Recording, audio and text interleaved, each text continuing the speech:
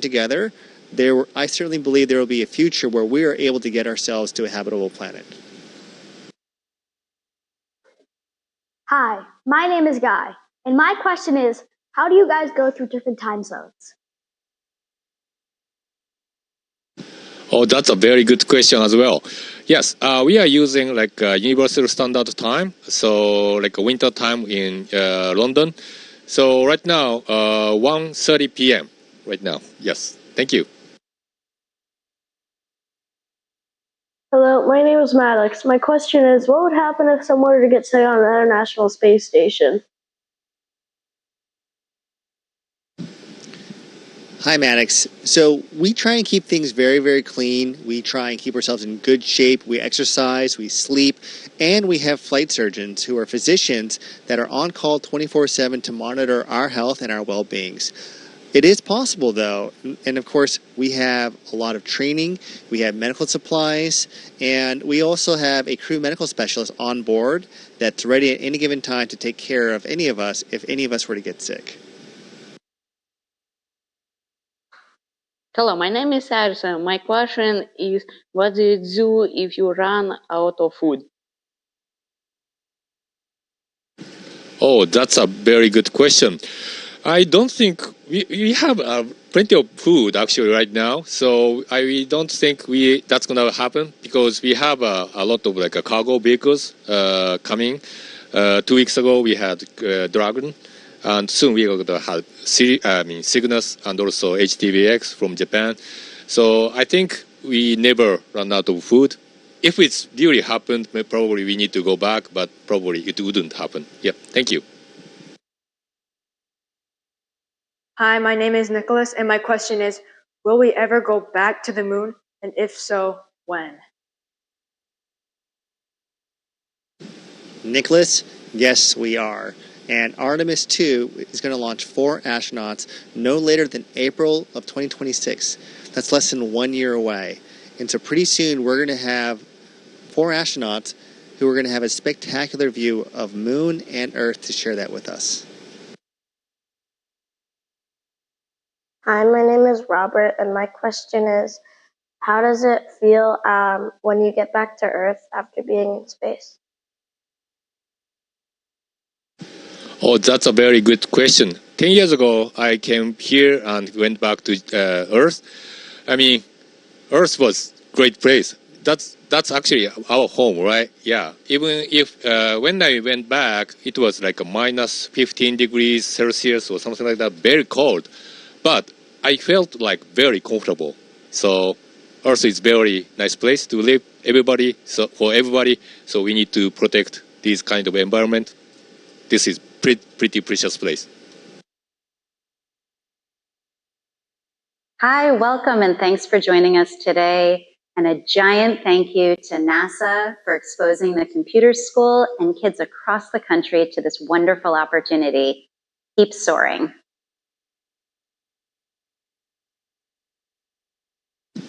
You're very welcome.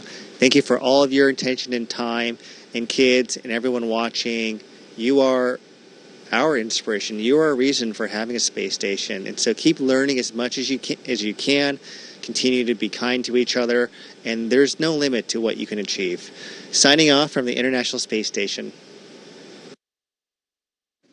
Station, this is Houston ACR. That concludes the event.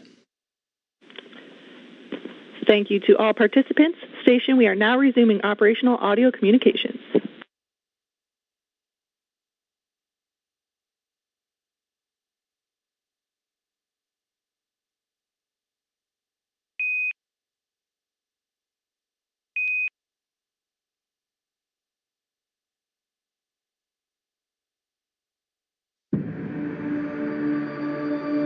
President Trump and I have a mission. America leads on Earth and in space.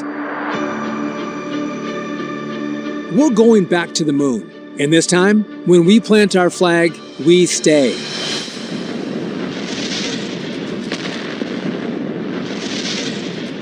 Our program is called Artemis.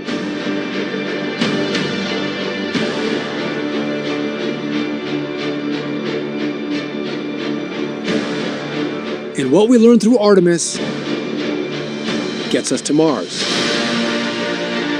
Our mission is maintaining American dominance in space. China wants to get there, but we're getting there first. We will win the second space race.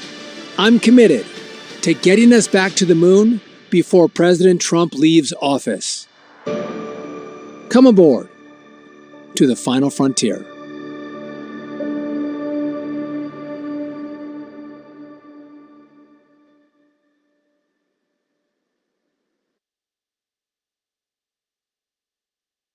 Good to see you again. We welcome your testimony regarding NASA's fiscal year 25 budget request. The Biden administration is asking $25.4 billion for NASA. It's a roughly 2% increase over the fiscal year, fiscal 24. Funding NASA is critical to getting back to the moon, advancing our scientific understanding, and driving innovation. However, we remain accountable to the taxpayer, and with the national debt skyrocketing, it's critical that NASA remain focused on its core mission. The National Aeronautics and Space Administration, founded in 1958 in response to the so-called space race with the Soviet Union, to land the first man on the moon. Today we find ourselves in yet another space race, this time with China. China has made aggressive investments in both deep space exploration and low Earth orbit. NASA's funding is critical to making sure the United States remains the international leader in space. Recently, Morehead State University in my district and their staff stepped up to help NASA during the Odysseus robotic moon landing, the first ever private spacecraft to land on the moon. Working with NASA, Morehead State was able to assist with establishing a command bridge to overcome communication lines issues after challenges in the landing process. I've reached the limit of my intellectual capacity thereby. And Senator Nelson, who is one of our former House colleagues, and then later the Senate, before taking on this challenging job he's in. But you accurately described it to me earlier by saying that Morehead State University was the savior of this historic mission. That's quite remarkable. We're fortunate to have with us in the audience today Dr. Ben Malfris, who led this effort at Morehead State. Doctor, stand up for us. Thank you for your work. This amazing story is just one example of the important work Morehead State is doing in a part of the country not traditionally known for space innovation. I'm so proud of the incredible work being done at Morehead State University to build the next generation of the space workforce to ensure the United States remains the global leader in space. Many of NASA's missions are important for our country's international leadership, economic success, and scientific advancement. However, it's the duty of this subcommittee to ensure taxpayer dollars are spent efficiently and to continue to thoroughly examine spending levels, as we did in fiscal 24. Given the current spending environment, I want to urge NASA to continue to innovate through partnerships to reduce costs while not sacrificing mission advancements. NASA has set forth an ambitious but important agenda, and we look forward to hearing more about it today. So thank you, Bill Nelson, for joining us today. Let me recognize Ranking Member Cartwright for any remarks he may wish to make. Thank you, Mr. Chairman. And thank you, Senator Nelson, for joining us again and all the work you do to lead our very proud NASA program. NASA continues to be respected throughout the United States and the world as a leader in advancing our knowledge of the Earth, the solar system, the wider universe, as well as in advancing human space exploration, developing new technologies with wide applications, and helping to establish more fuel-efficient and environmentally friendly aviation, among other things. But it's an inspiration of young people to go into science, technology, engineering, and math. That's where the real value of NASA is, and you can tell young people are inspired when they wear those ugly NASA T-shirts, right? It's not fashion they're after, it's inspiration. It's my hope that NASA will continue to inspire young Americans and get them to pursue STEM-related careers, because it's from STEM-related careers that we create wealth in this country. It's always been that way. You look at the Fortune 500 list of corporations, the ones crowding the top weren't even around a couple of generations ago because they're based on some scientific or technological breakthrough, and that created wealth. And things like NASA inspire young people to go into STEM. I am also proud, sure, we can talk about Morehead State all you want, but there's the University of Scranton to talk about here too, Mr. Chairman. I am proud that Dr. Nathaniel Frizzell of the University of Scranton was selected by NASA to lead a citizen science investigation for the study of this month's solar eclipse. He and several of his students, along with an international network of ham radio operators, researched changes in the Earth's ionosphere during the eclipse, including how the sudden loss of sunlight during totality affects radio signals.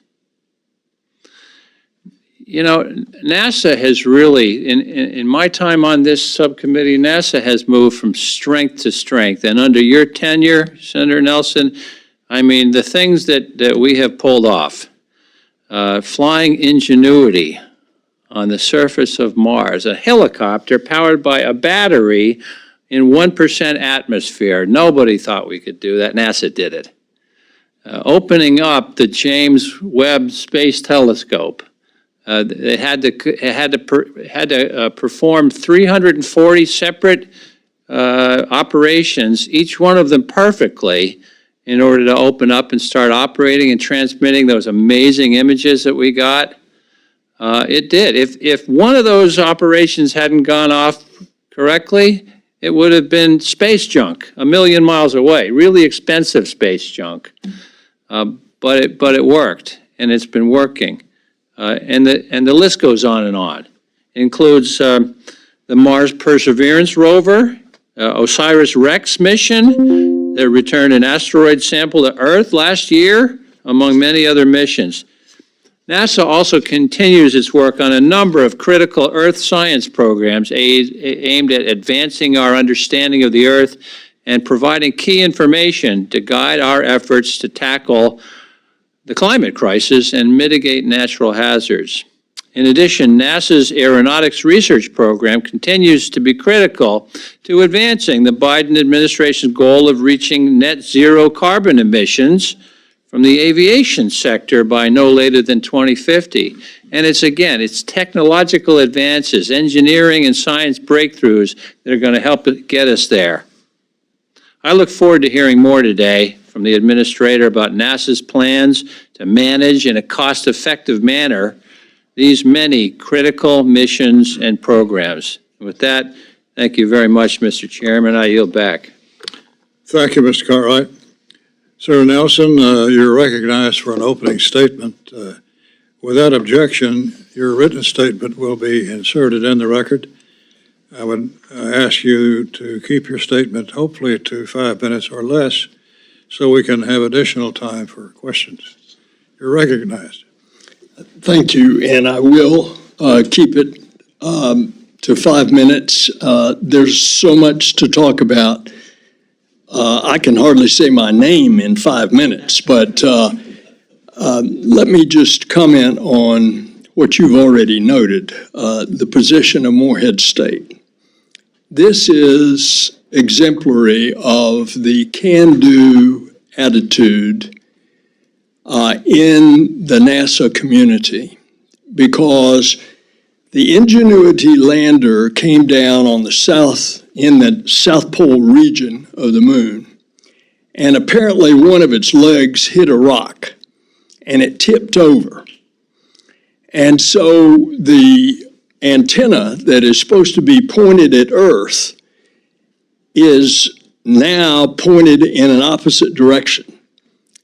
And although they got enough telemetry to know that it was alive, all the experiments on this lander, they couldn't get the data.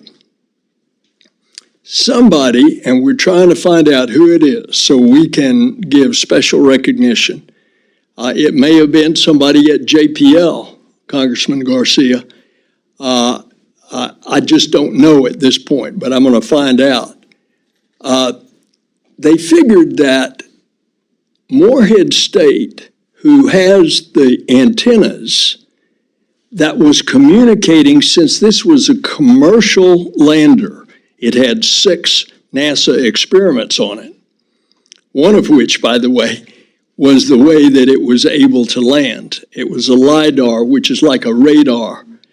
And as it is circling the moon, the LiDAR on the lander is on the blink. And they figured out quickly to patch through to the NASA experiment, the LiDAR. And they were able to land, but it tipped over because it hit a rock.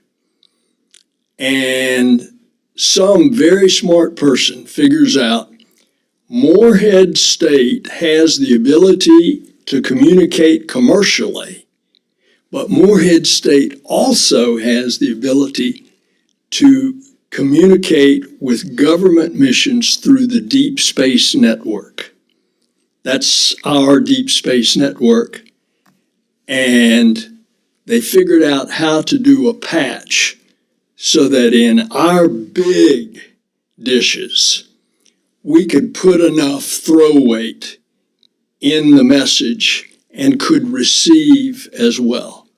And every experiment, both commercial and NASA, all were able to receive the information. And again, it's symbolic of how commercial and government can work together.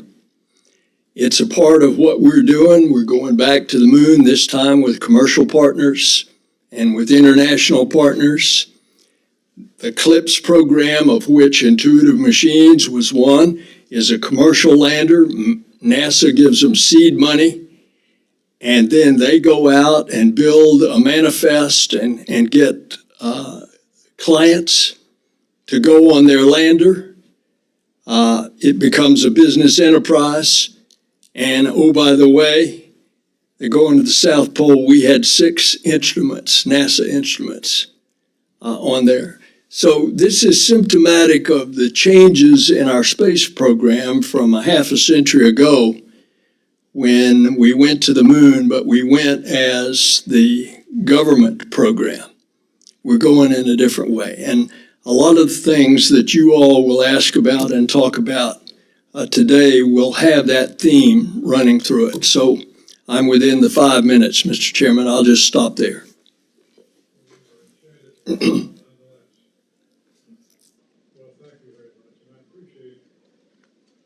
Director's recognition of Morehead State, which is a small Appalachian community. And the director was generous with his time recently by visiting Dr. Malfris and the Space Science Department at Morehead State. They now have their own department. You can get a degree in space science at Morehead State. And so they're attracting businesses now to come to be near that campus just for that reason. So thank you so much, Mr. Director. You were very generous with your remarks about Morehead State. We will now proceed under the 5-minute rule with questions for the witness, and I'll begin by recognizing myself.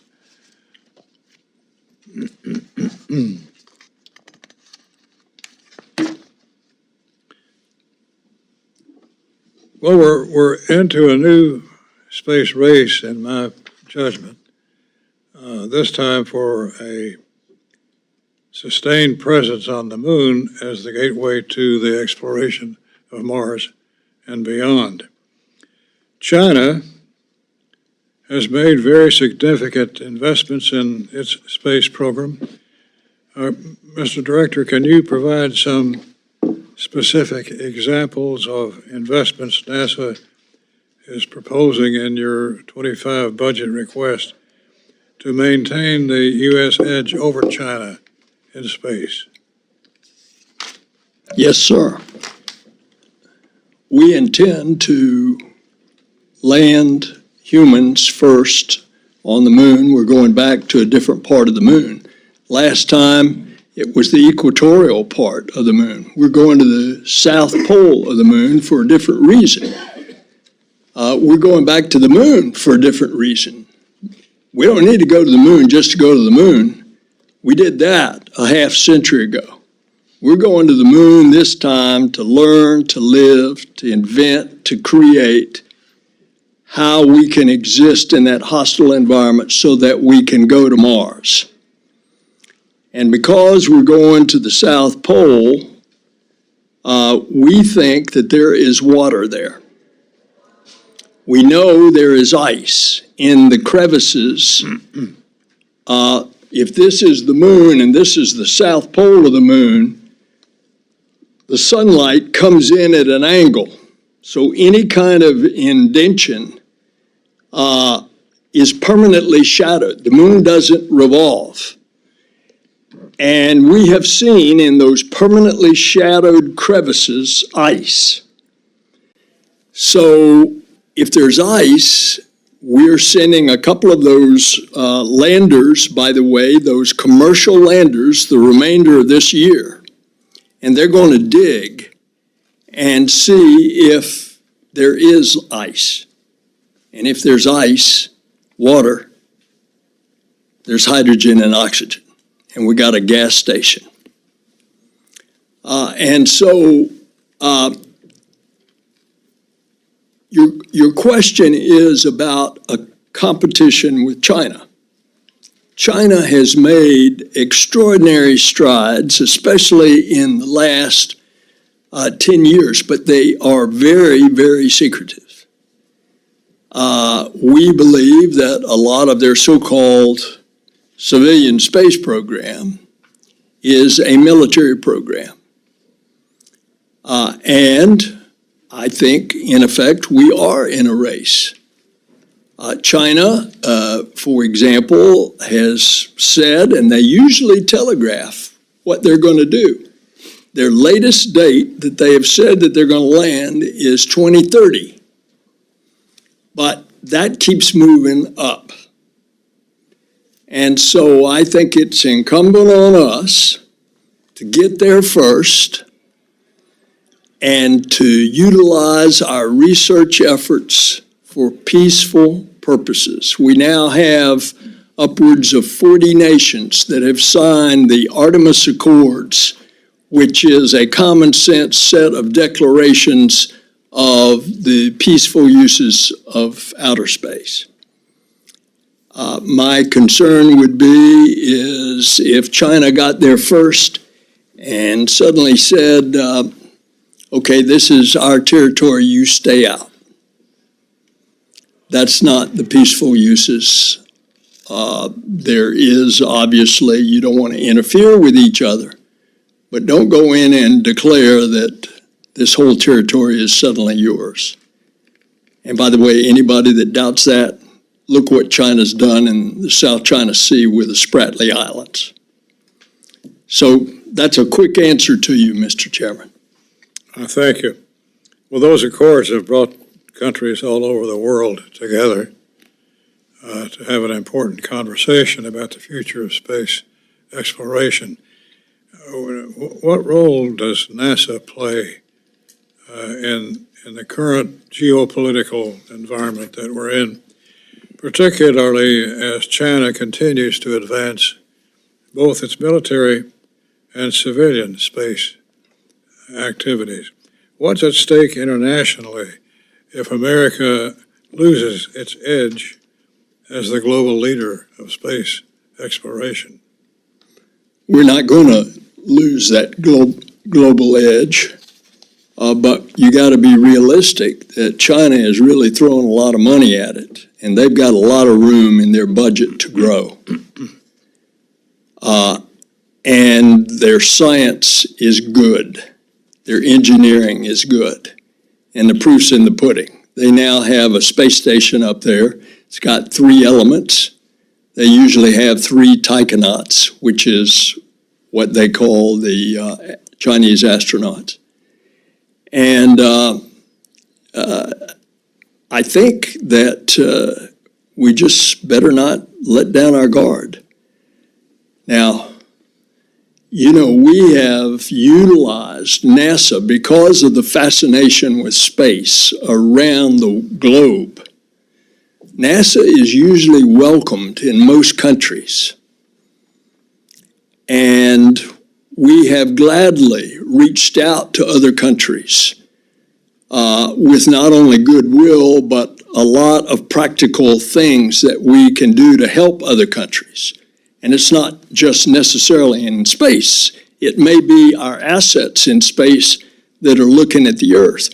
For example, we can look at a farmer's field and we can tell what the moisture content is there. We can predict floods.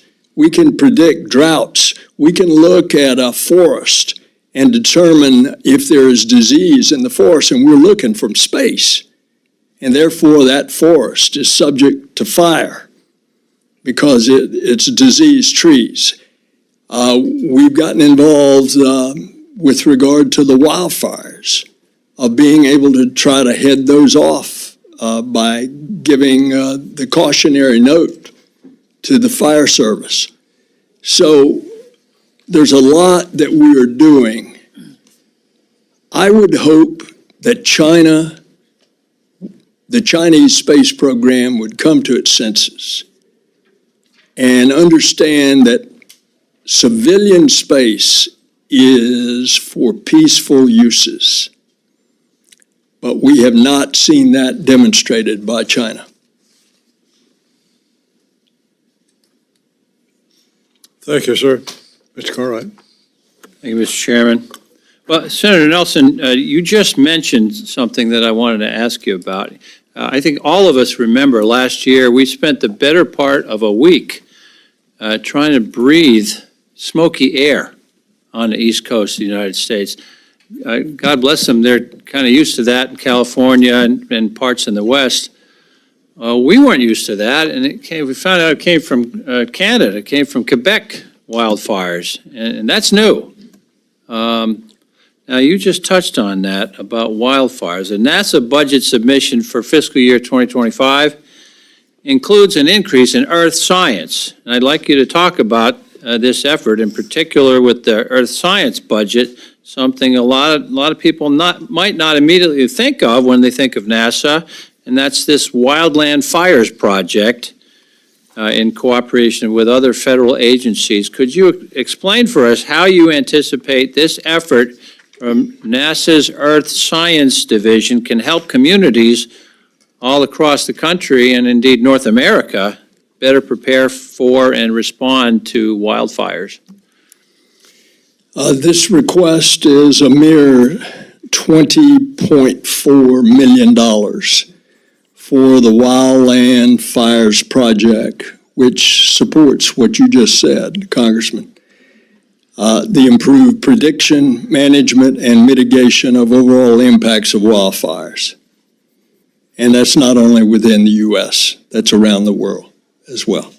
And how does that happen? I mean, you mentioned it detects diseased trees. Exactly. Also, our improved ability to predict the weather. You think of the weather as the National Weather Service. NOAA, we design, build, and launch those spacecraft that NOAA utilizes. But we also have ours that look at different things. We can even from space look at a desert and we can tell you if there's water underneath the sand. We have a project, a joint project with USAID, for example, called Severe, that we give the data for farmers to help them. And then USAID implements that in third world countries. We can even detect if there's methane leaks from space, can't we? It's unbelievable. We have a spacecraft we put up a year ago, and it was to look at dust storms. And lo and behold, one of the byproducts of it, it can detect methane emissions. And we've been able to go to industries that didn't even know they were emitting methane, and they're happy to receive that information so that they can stop the emissions. Right, because leaking methane was losing money for them. Well, let me shift subjects for a moment. NASA's request for aeronautics research highlights an effort to reduce non-CO2 greenhouse gas emissions, noting that with increased scientific and engineering focus, this research could eventually lead to completely eliminating a major aviation greenhouse gas effect. Could you tell us more about the effort and how NASA is working to achieve emissions reductions in aviation? Yes, sir. First of all, we're working to get an all-electric airplane, and we hadn't been totally successful on that yet. But we have about a $750 million project going with a major manufacturer. They've put in about $500 or $600 million. This is Boeing, to develop the next medium-range, single-aisle transport aircraft that will save 30% of its fuel. And the design is a high wing on the fuselage and a very long and thin wing, so long and thin that it has to have struts. And because of the greater efficient wing and it being high, you can put the bigger fan jet engine so that you can get all the more efficiency. The combination of the wing and the engines will bring 30% fuel savings. So that's one example. Terrific. Final question. Cancer moonshot. The International Space Station budget request includes a renewed focus on cancer research that supports the President's cancer moonshot effort. Can you tell us how this research will help find cures for cancer? This research is just coming into its own. And I have been very frustrated over the years because 38 years ago when I flew, my experiment was sponsored by the University of Alabama at Birmingham Comprehensive Cancer Center. That was my primary experiment, growing protein crystals in space. And the results were dramatic, how much clearer, purer, and larger they were of the identical protein grown on Earth in gravity. But now, over the years, it's just taking off because of the dedicated time of a national lab on the International Space Station, of the pharmaceutical industries going and experimenting. So we're having major breakthroughs on stem cell research, protein crystal growth research, and how this applies to cancer research. And I'm happy to provide details. Well, thank you, Administrator Nelson. I yield back, Mr. Chairman. Mr. Adderholt? Thank you, Mr. Chairman. Senator, good to be with you today. Thanks for being here and your work at NASA. As is very evident by your comments, you take your job very seriously, and thank you for doing that. And I know you enjoy what you do, and so that certainly shines through. Of course, we talk a lot about Russia here on Capitol Hill. And but even with the illegal and the unjustified invasion that we've seen recently in Ukraine, the American-Russian partnership on the International Space Station remains very cooperative, at least from my understanding. Considering this cooperation that has existed, do you see a future where we could work closely with Russia in space after the deorbit of the International Space Station? Let me say that this cooperation has been going on since 1975, when in the middle of the Cold War, an American spacecraft, Apollo, rendezvoused and docked with a Soviet spacecraft, Soyuz, and the crews lived together, and that started what has been a continued cooperation.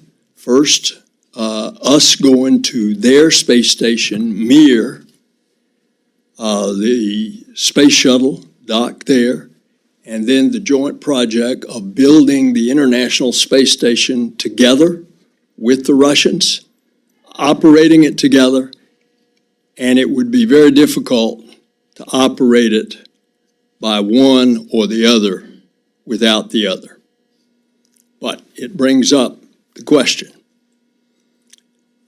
Given the fact of the inexcusable things that President Putin is doing in Ukraine, will that cooperation last? There is absolutely no indication that anything has changed in our professional relationship between astronauts and cosmonauts, between the NASA people in Moscow at Mission Control and the Russian people at Mission Control in Houston. And it has continued in a very professional and effective manner of operating the space station, receiving and sending astronauts, receiving and sending cargo. That has operated without a hitch. However, it brings a very important point. Thanks. Well, let me ask you this question. Should we be concerned about a potential realignment of partnerships in space where the Russians work more closely with the Chinese? We're concerned about that, absolutely. And not only the Chinese, but others. And if so, what, which you agree to, which you say is the case, what indications do you see that demonstrate a closer collaboration with these nations currently? Say that again now. With that being the case, that you're seeing this realignment, what are you seeing that demonstrates this? What are that backs this up? The realignment? The realignment, yeah. Thus far, there's no realignment. There's not a hitch at all in our relationship with the Russians in civilian space. You get into military space, you got a whole different thing. But it is something that we have to be concerned about. So in our budget request to you is the fact that we desperately need, in the emergency supplemental appropriations, once you get through with this first tranche that you're considering, there's another one that's coming. It's been blessed by the White House, and it's our request not only to repair the damaged deep space antennas on Guam when the typhoon hit Guam, and that happened to DOD as well, but also an emergency appropriations request for a deorbiting vehicle so that We can start now, and in 6 years, when we want to deorbit the space station, and remember, this thing is 120 yards long. It's as long as a football field from goalpost to goalpost, and we've got to get it down safely. What happens in the next 6 years? Are we still going to have the same relationship that we can get it down with the Russians? We can't count on that. So we've got to start now to build that U.S. deorbit vehicle that could get the whole station down safely so it won't hit anybody or anything. Thank you. My time's expired, so I yield back. Mr. Tron? Thank you, Minister Nelson, and joining us today, and Chair Rogers and Ranking Member Cartwright. Maryland's a proud home of Goddard Space Center, 35,000 jobs, billions of dollars of economic output. OSAM 1, an important mission being led by Goddard, promises to deliver significant economic, strategic benefits to NASA, to the Space Force, and the commercial space sector. The ability to have space mobility, including satellite servicing, orbital debris removal. These are vital capabilities that will bolster the capacity and affordability of NASA's ongoing human and scientific exploration. In 2024, we invested Congress $227 million on the President's budget request for OSAM and put that language in place for a 26 launch. While we understand you have a lot of top-line pressure NASA is under, canceling that program would be catastrophic for scientific innovation in Maryland and result in the loss of 1,200 jobs, 600 civil, 600 contractors. I'm told the workers at Goddard are working hard to rescope the mission prior to the October review that Congress mandated in the 24 bill. Please share with us how NASA plans to implement the report language and how you will honor the rescoping of the mission, allow our contractors to continue with their procurement processes. Thank you, Congressman. Understand the hand that you've dealt us. And I say that you have dealt us. Had I been still a member of Congress, I would have voted for that compromise when you got to the point that you had to raise the debt ceiling so that the government of the United States, full faith and credit, wouldn't go into default. And in order to get the votes to get the debt ceiling raised, you had to agree to less spending. That less spending came in primarily on the non-defense discretionary spending, of which NASA is a part. So much so, it was a $2.5 billion hit to NASA in fiscal year 24, the current year, and another $2.3 billion hit to NASA in fiscal year 25 from what we had requested to take care of all of these things. The hit to science was $1 billion in just 24, and the hit to science in 25 was about $850 million. So with less money, we have to make some very tough choices. Your program is one of them. California's program is another one. Now, specifically OSAM, let me tell you what happened to OSAM. There was an independent review board that said the original forecast was to cost no more than $750 million and launch by 2020.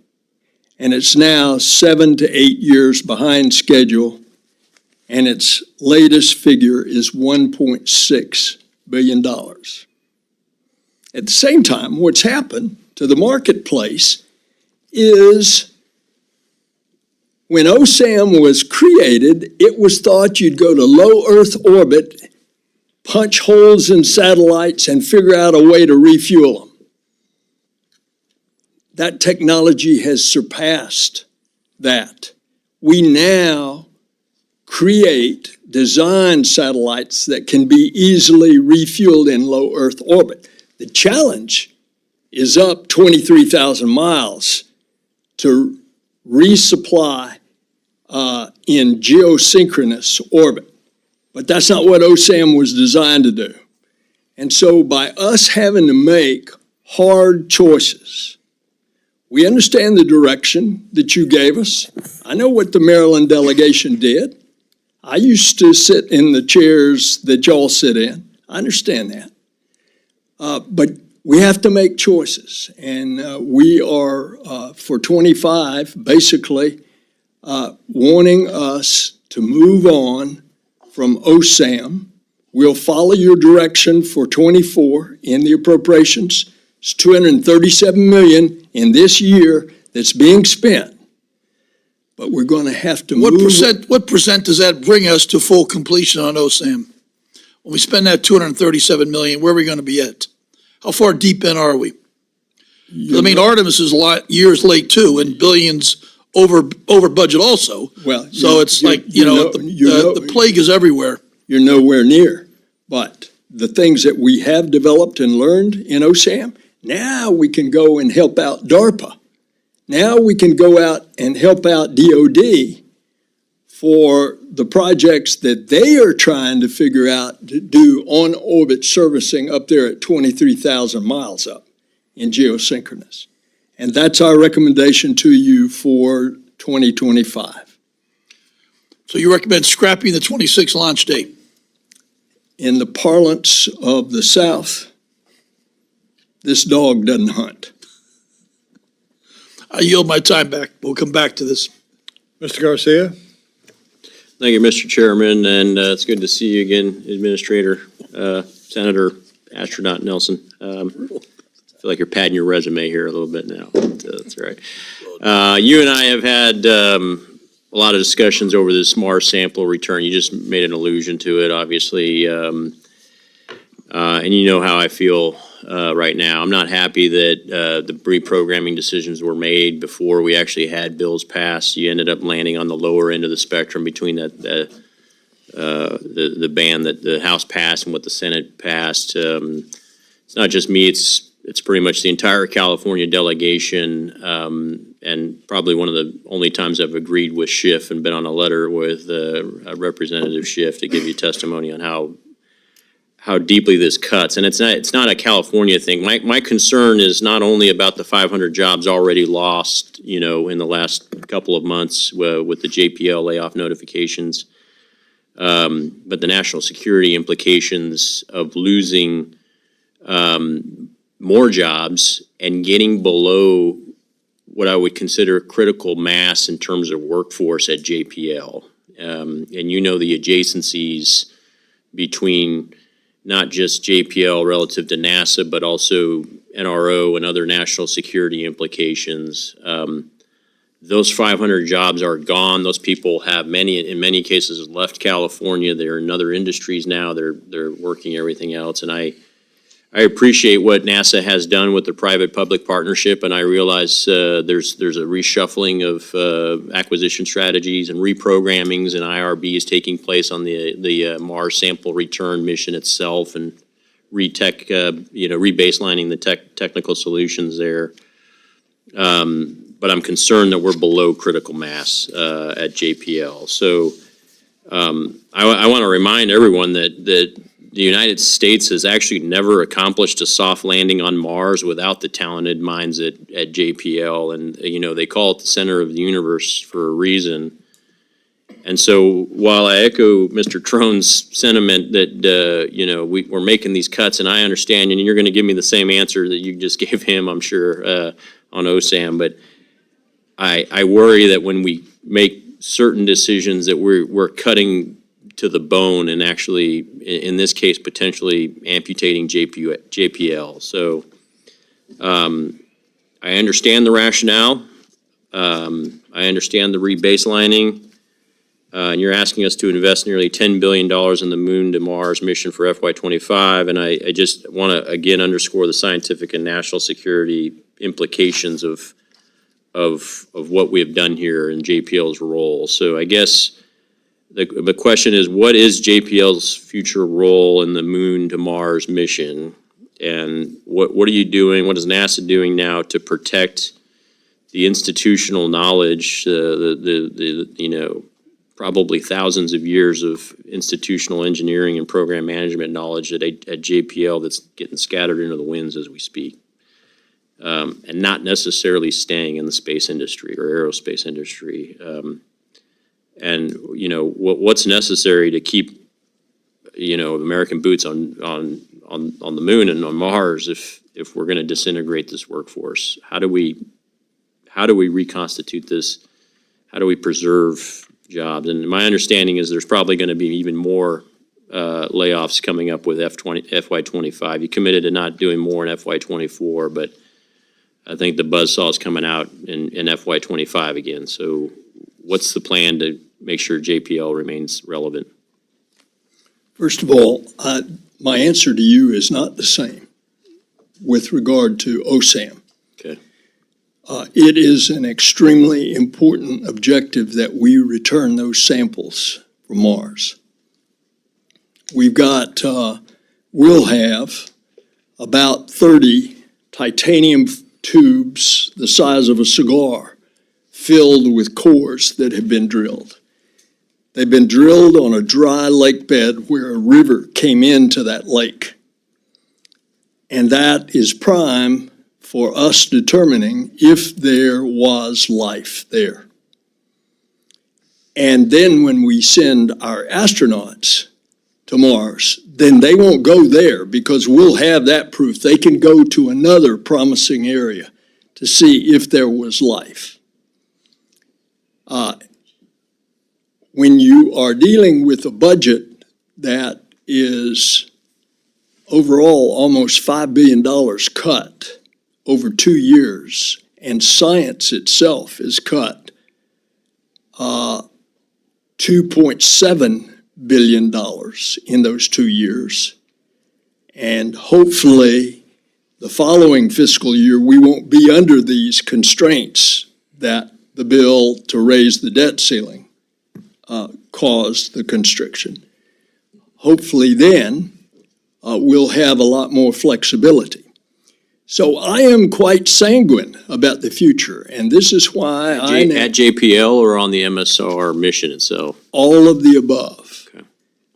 Because, and that's why on Monday I announced, as I had discussed with you on Sunday, that I was going to ask that we simply cannot afford $11 billion that all the independent reviews have said, and you can't even get the samples back till 2040.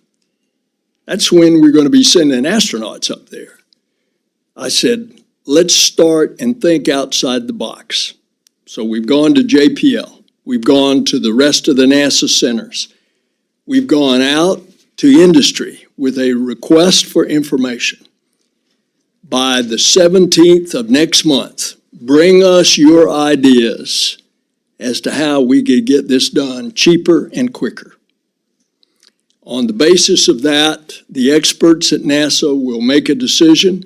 They'll give the seed money, and in the appropriation, we asked for $10 million so that we could put out that seed money in this request for information for 24. And let's see what we come back with in the answers this fall. And then at that point, we can make a decision. Now, as I mentioned to you, the head of the Jet Propulsion Laboratory, Dr. Lori Leshin, is very confident that they're going to be able to come up in their proposal that's going to be faster and cheaper. We want to see what other projects are out there. Remember, this is the most difficult thing that we're talking about, having an ascent come off of another planet. That's right. rendezvous in Martian orbit with the European return vehicle, and that's Europe's cost, and bring those samples back to Earth. And so that is what I have directed, and that is what is underway. And I'm very optimistic as I talk to our scientists that it can be done. Okay, well, I appreciate it. I'm out of time. A competition is good. I just don't want to lose that crown jewel down in Pasadena and JPL while we do that. So thank you, sir. Thank you again for your service. Mr. Morelli? Well, I thank you, Mr. Chairman, for holding this hearing, and I thank the ranking member always. And thank you, Administrator Nelson, for your long service and dedication to our country and your leadership. I'll admit, I feel a little bit like a kid in a candy store. When I was a young man, NASA was everything to me. I thought it was, through the lens of NASA in my childhood, it was perhaps a time of great excitement, grand adventure, and new discovery. And so I think of it fondly. I had hoped when I was about 10 years old to be an astronaut. That was really my goal in life. But it turns out my skill set wasn't quite in line with what my dreams were. So, but it's not a bad consolation prize to be sitting here with you and talking about this grand future. I want to start by thanking you and NASA for coordinating astronaut Lee Morin's visit to Rochester. So thank you and your staff. He was in Rochester. We were on the path of totality, and he came up and spent the day with us at the Strassenberg Planetarium. And he was like a rock star. People lined up to take pictures with him and chat with him, and he was a great ambassador. So thank you. We were in cloud cover, but he helped bring a ray of sunshine despite the fact that we didn't quite see the eclipse. But really grateful for that and for the cooperation of your team. I was pleased to see in your budget request the inclusion of $252 million for the NEO Surveyor's important mission, some of which is being conducted in my district at the University of Rochester. And NASA completed the mission confirmation review, I think in 2022, committed to launching the surveyor by 2028. And I just wonder what critical next steps towards your goal as an agency of planetary defense. A new surveyor, and I wanted to say to Congressman Garcia that it is also a JPL project as well. Well, he had a lot of time, but I appreciate you continuing to dig. NEO Surveyor is on track for 2028.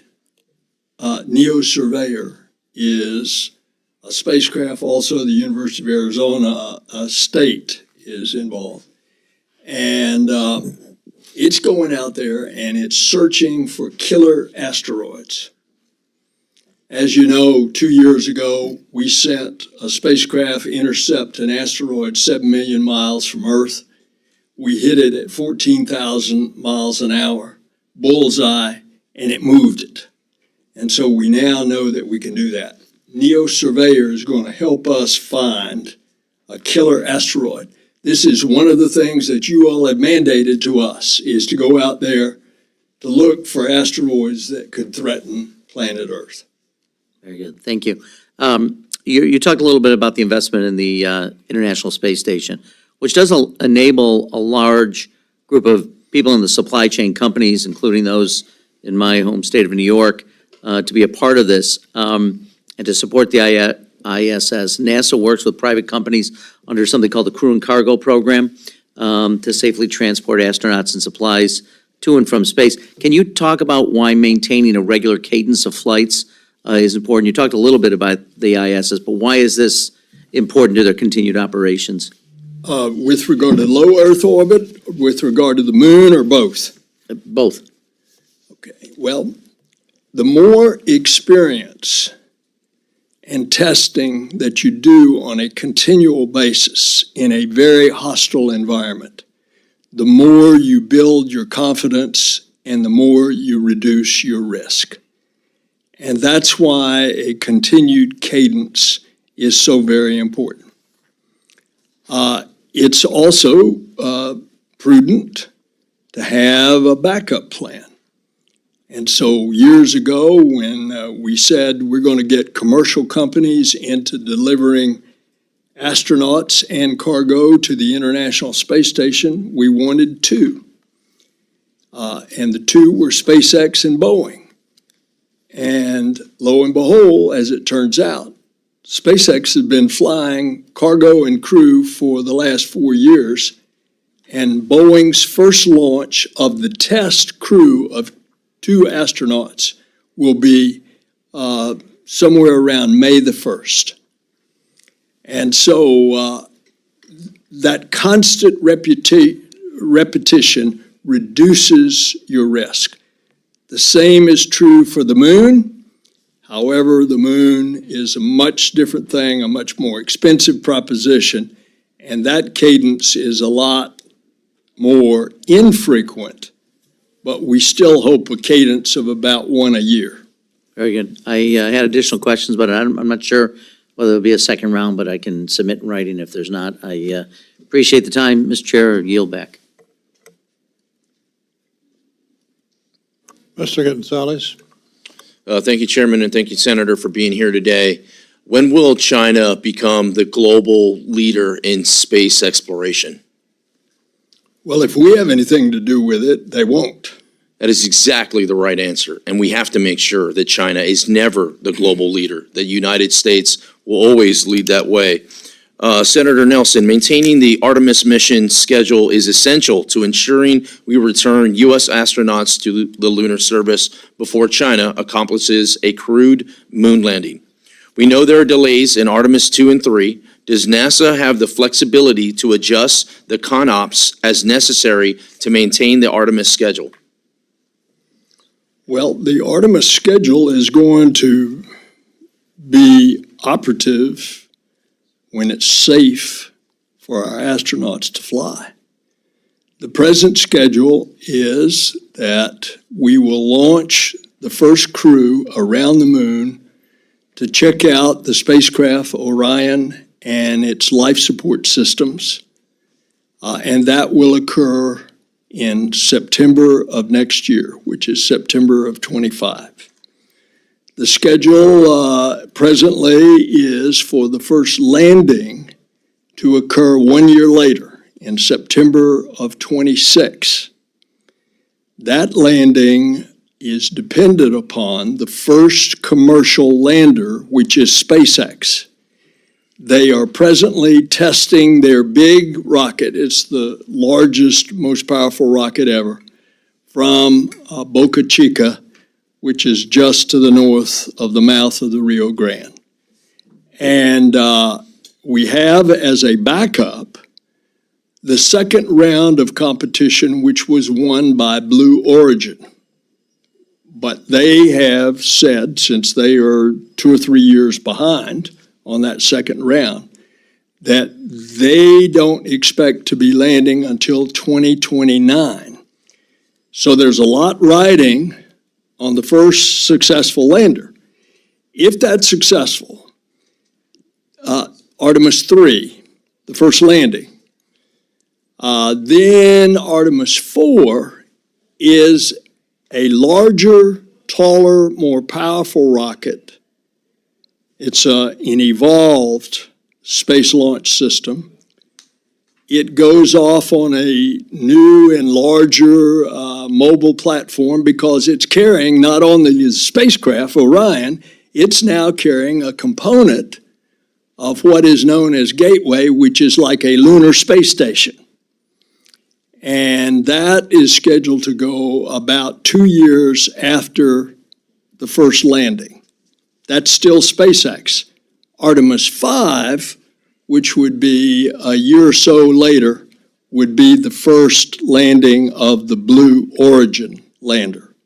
You have highlighted this timetable, this domino effect, if you will, why it is so critical to make sure that that first domino lands correctly. And it's nothing easy about this, right? There's some growing pains that happen. You make some mistakes along the way. I think SpaceX has done an amazing job at correcting that, but we have to make sure that we do not get in their way. As long as they're meeting all the criteria and they're moving the ball forward, that first domino is critical to making sure that that fifth domino lays on time On time, on target is important. My next question, are there any plans to further reduce the number of scientists and engineers that are working for NASA?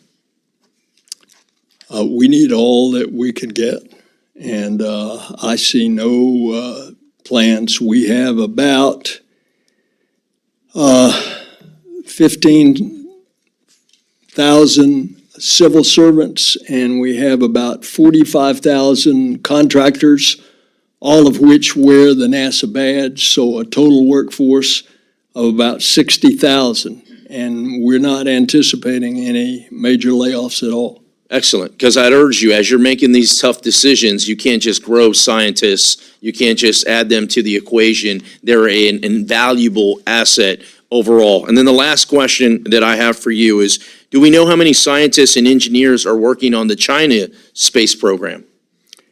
I don't. And of course, even if I dug, it'd be hard to pull that out. Maybe you could get it from the Intel committee.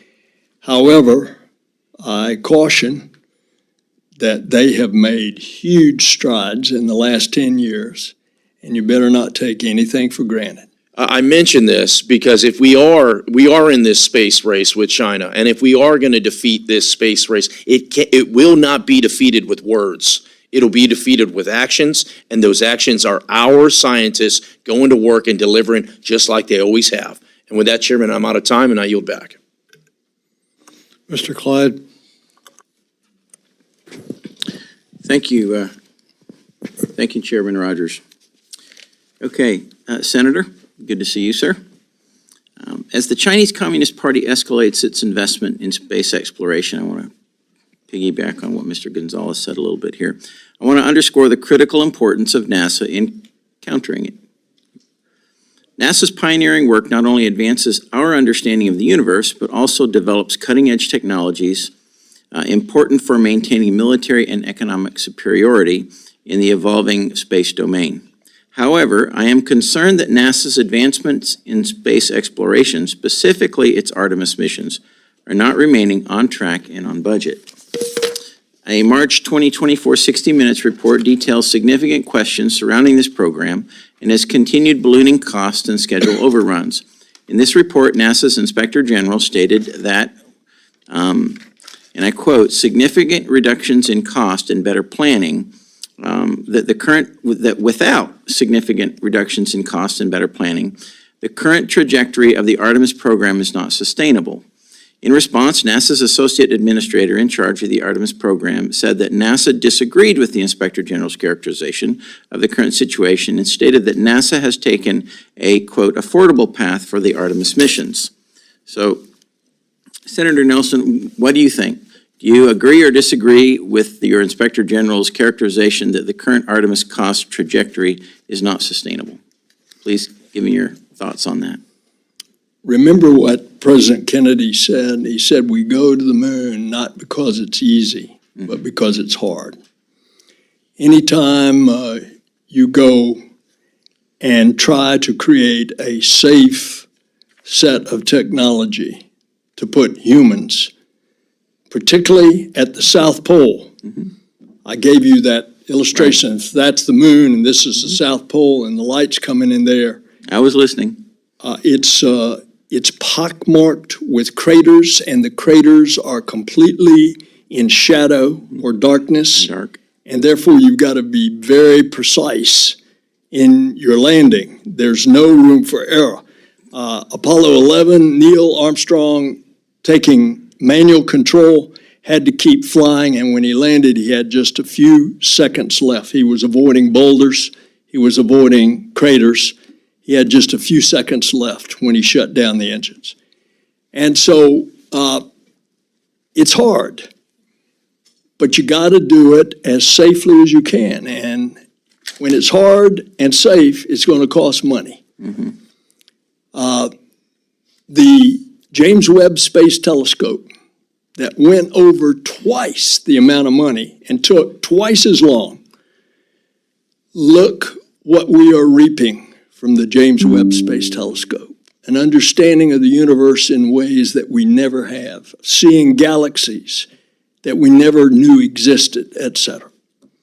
So we are trying to tighten up the spending on bringing a lot of those, some 15 individual contracts, and bring them together into a unified whole. But I'm not going to sit here and tell you it's not going to be expensive, because it is. All right. Well, we just want to make sure that the taxpayer's dollar is spent the most effective and efficient way possible. That's why we're here. And, you know, we're already $34 trillion in debt. And so everything that we spend, we've got to, you know, make sure we get the best value for it. May I just add a comment? I don't want to take away your time. Go ahead, sir. I'll do it at the end of your time. Go ahead. All right. Well, the OIG estimated that that each Artemis mission, that the launch would cost $4.2 billion per launch for Artemis missions. What do you say to that? I mean, do you think that's affordable? As you launch more over time, you bring down the per unit cost. Okay. All right. Okay. That's all the questions I've got for you. You're welcome to elaborate on what you wanted to talk about. Yes, please. Understand that this isn't all like we're pouring money down a rat hole. Mm-hmm. Look what it's doing for our country. Look what happened when we spent the money on the Apollo program. 2 generations of technology development came out of it. The micro-miniaturization revolution came out of the Apollo program when we had to make things light in weight, small in volume, and highly reliable. And look at how that technology has spread through the American economy. Look at the jobs as a result of this program throughout the entire U.S. Look at the educational benefit. The fact that we are going and doing daring things. You go into any classroom in this country and talk about it, and immediately you have the attention of those children in that classroom. And they're getting excited about technology and engineering and mathematics. That is an intangible value to the space program that has reaped financial rewards many times over to what it cost on Apollo a half a century ago and what it is costing in our space program now. I appreciate that perspective, Senator. And with that, I'm way out over time. I yield back. Mr. Klein. Thank you, Mr. Chairman. Good to see you, Director. Good to have you here.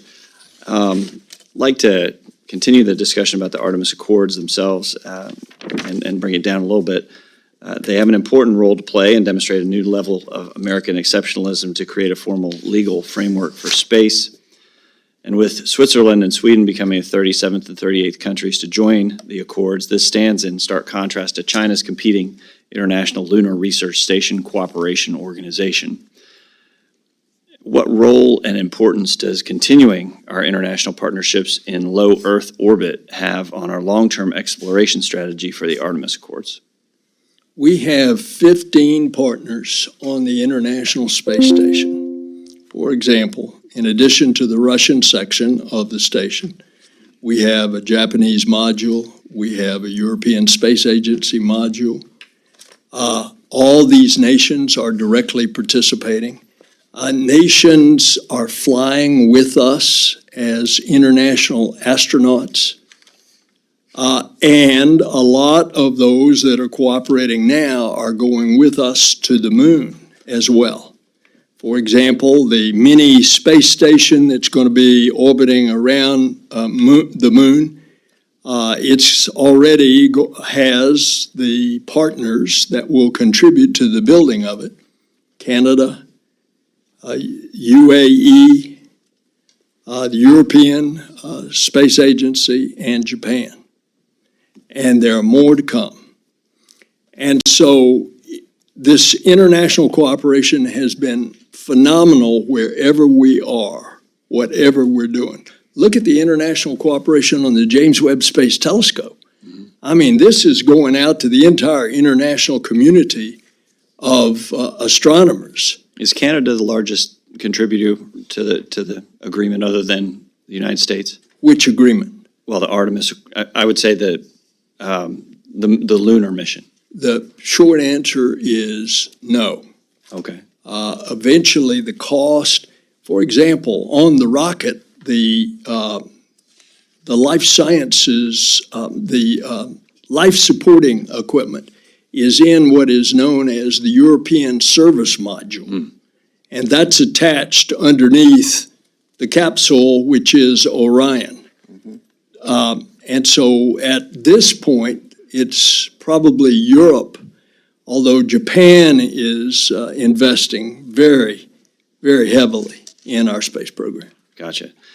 Now, the International Space Station, which is what I was moving toward, has also played its part and is home to many different types of advanced and expensive scientific equipment, most of which was not designated to be brought back to Earth. According to the National Academy's 2023 Biological and Physical Science Decadal Survey, it would cost U.S. taxpayers more than $1.5 billion to rebuild and launch these to some other commercial low Earth orbit destination. Can you talk about what's being done to preserve the equipment on the International Space Station as we make plans for a deorbit? Well, the ones that have technological life, I'm sure there's going to be some kind of thought put into that, of preserving that. Stripping it out if it's of still economic value and bringing it back before you deorbit the International Space Station in 2031. By the way, we don't deorbit until we have a commercial space station or stations, which we now have given the incentive money to at least 3 companies to build a commercial space station and show its economic vitality and its business case for being there. Okay. And that's our intention. Once we have a commercial space station, then we can train our astronauts there because our focus is not low Earth orbit at that point. Our focus is out there at the moon and beyond. Right, but what we want to avoid is a gap that would cede the U.S.'s leadership in space to China, especially regarding low Earth orbit. Is there a plan in place to maintain American prominence and avoid gaps in human spaceflight capability and presence in low Earth orbit? If I have anything to do with it, there's not going to be a gap. Okay. I'm expecting we're going to have commercial space stations. In the next 10 years? Is that your anticipation? By 2030. Okay. And if we didn't, then I'd make the case, if I were still at this table, I'd make the case that we need to continue the station until we do have alternatives. Because I don't think we want to give up the permanent presence in space. I agree with you wholeheartedly. Thank you, Mr. Chairman. I yield back. Well, Mr. Director, we hope you still have that seat. Mr. Elsie? Thank you, Mr. Chairman. Thank you, Senator. Good to see you again. Thank you for being here. Real quick, getting right to it, let's talk about aeronautics real quick and the low boom flight demonstrator. What do we see down the road as a benefit to spending money on that and the hypersonics? Real quick. I got a couple more after this one. We are a research organization, but we are working on hypersonics. A commercial use of hypersonics is to get from point A to point B on planet Earth quick. There are obviously a lot of national defense issues with regard to hypersonics, but we do the research. Now, with regard to the low boom, this is the needle-nosed X-plane that's going to fly at the end of the year. Okay. To see if we can go supersonic and not create that jarring sonic boom, but because of its design, it recreates the shock wave so that it becomes a muffled roar. And so the idea is to translate that research that you do into a standardized wing that other commercial carriers can start to pick up and advance much faster flight around the world. A design so that commercial aircraft can then fly supersonic over populated areas. Okay. So that you could go from LA to New York and you could do it in maybe 2.5 hours. Okay, perfect. This next subject is more of a comment that doesn't require an explanation. I will say that in the business that you're in and the operations that you conduct, my comment is this: anything that's not based on merit and performance in the risky operations that you undertake, and any money expended outside of that is a waste of money. That's my comment. I think you know what I'm talking about there. I just want that to be on the record, because I know we're spending $22 million on programs like that, and I think that while that in a $25 billion program, that is a minuscule amount, but it's $22 million that belong to the American taxpayer. Now, something more positive. Let's talk about your T-38s, which I have seen, haven't flown in yet, but would like to someday. They are pristine, and they're the earliest T-38s ever built. Do you see a transition coming for a different trainer-type aircraft? And if so, what is your timeline and what do you need? The answer is likely yes, but I don't know the details on the trading out of the T-38s. Okay. They are still operating well. Okay. And that's one thing that NASA does well, is its maintenance program. Yes, you have they are indeed 60, in some cases older years old, 60-year-old aircraft, the T-38 supersonic trainer aircraft.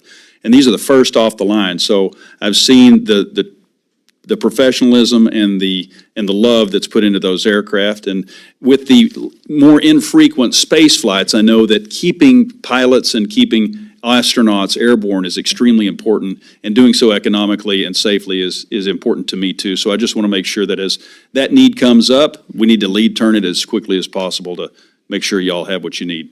You know, the T-38s are so good for the military, they're used as the aggressor aircraft. That's correct. On a lot of the war games. That's right. That's right. My time is winding down. Thank you for your time. Always good to see you. And Mr. Chairman, I yield back. Gentleman yields back. There is, I think, request for a second round of questions. Mr. Director, if we do a second round, we'll try to keep it as brief as we can, given your schedule. Is that okay with you? I'm here at your pleasure, Mr. Chairman. Thank you. Well, we'll do a second round. We will limit remarks to 3 minutes each. And we'll lead off with Mr. Cartwright. Thank you, Mr. Chairman. Senator Nelson, in the budget request, NASA identified Mobile Launcher 2 as being the critical path to Artemis 4. That means that delays to the Mobile Launcher 2 would delay the Artemis 4 launch. Am I correct so far? Correct. All right. And that'll be the second Artemis moon landing mission.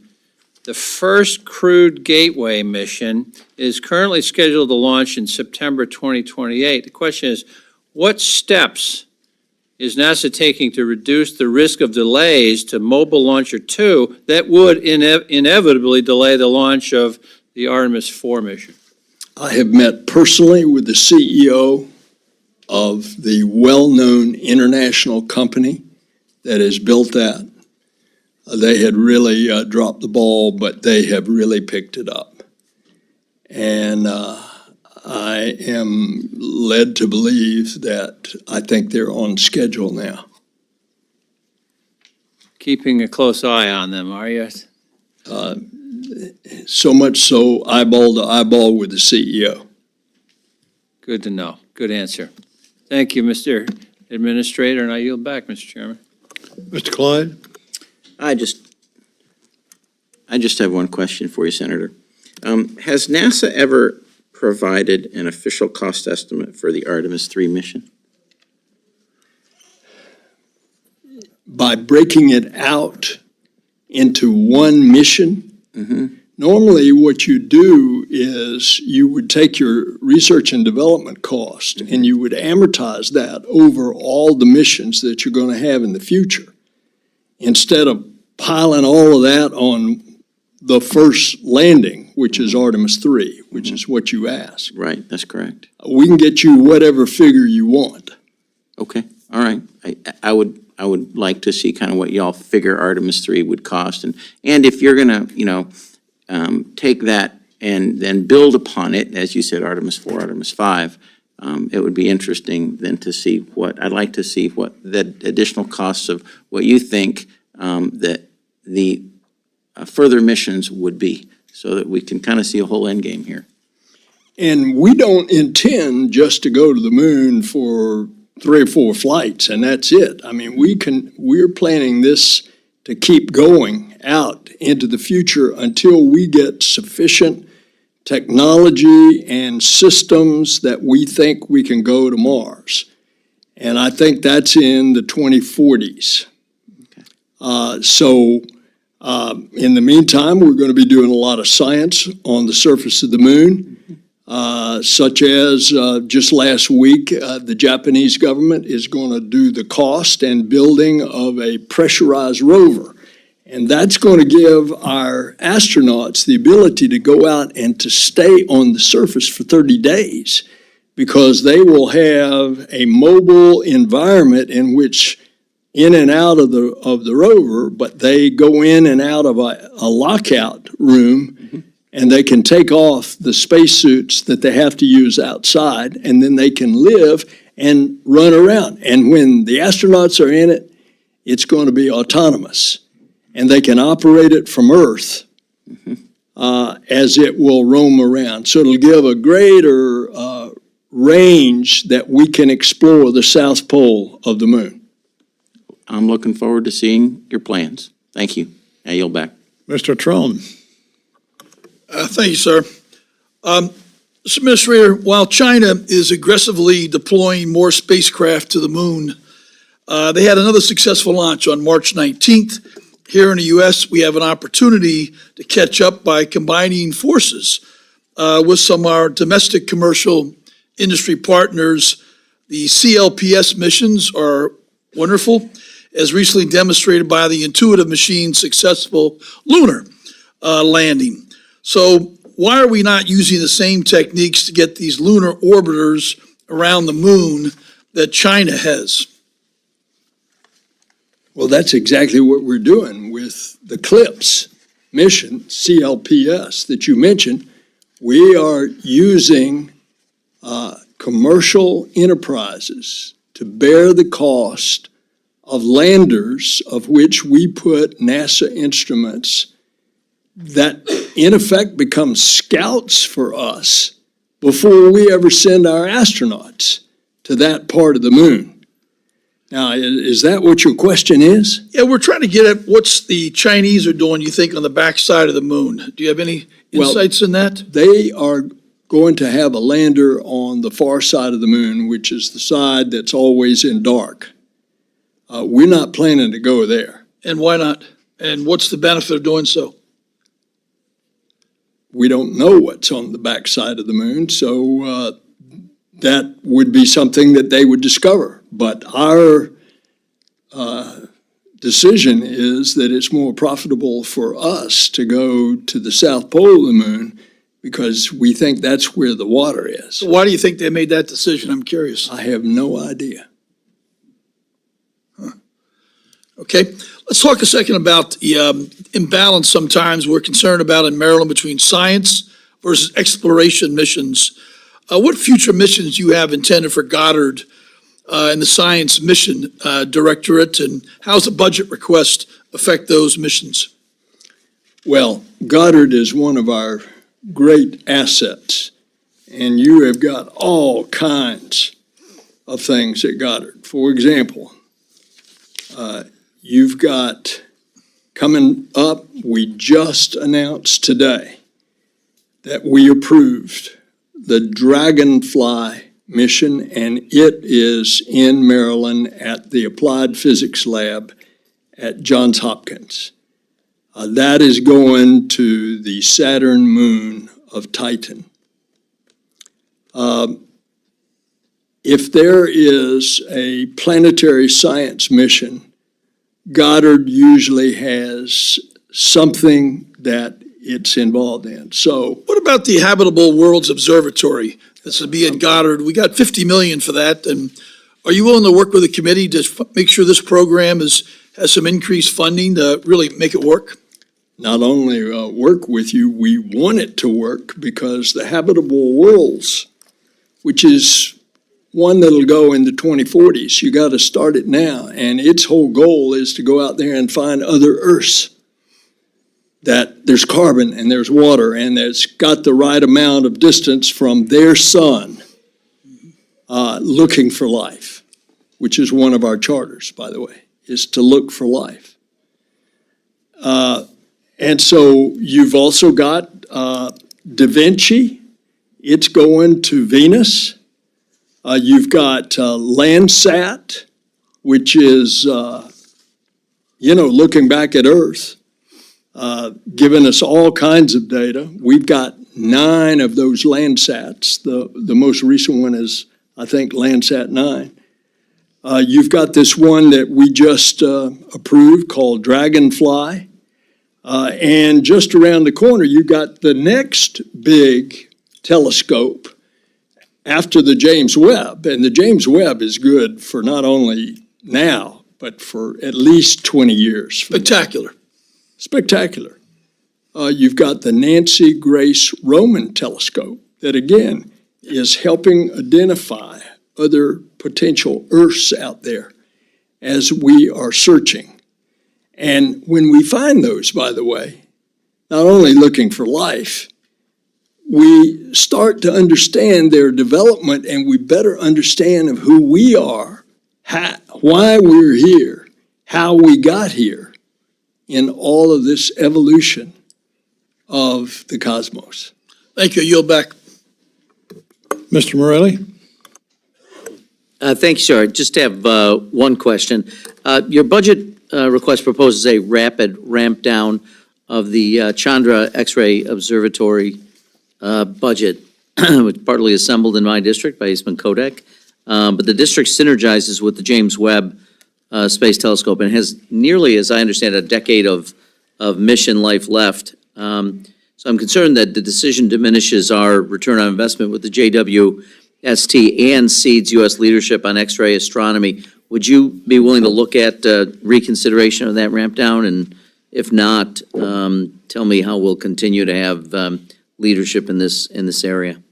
Remember, I said we had to make hard choices. Now, Chandra has been the mission that has given us so many gifts, but it's been there for 25 years. And it's time for new missions. And when you cut us, and when I'm not saying that in any accusatory way, I'm saying had I been a member, I would have voted for that too, to save the full faith and credit of the U.S. government. That was the compromise you had to do. You had to cut non-defense discretionary.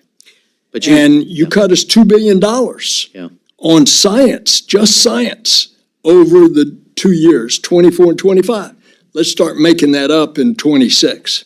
Well, I appreciate that, and it has been in operation for 25 years. But my understanding is it's continuing to add to our knowledge base on X-ray astronomy, and that it does have useful life left. So I would think, and I understand new missions are important, but one that's working and really generating some results, I would think we would want to continue, and I would hope. I mean, obviously, I understand the need to prioritize, and frankly, I'd like to be spending more in your space, in your area.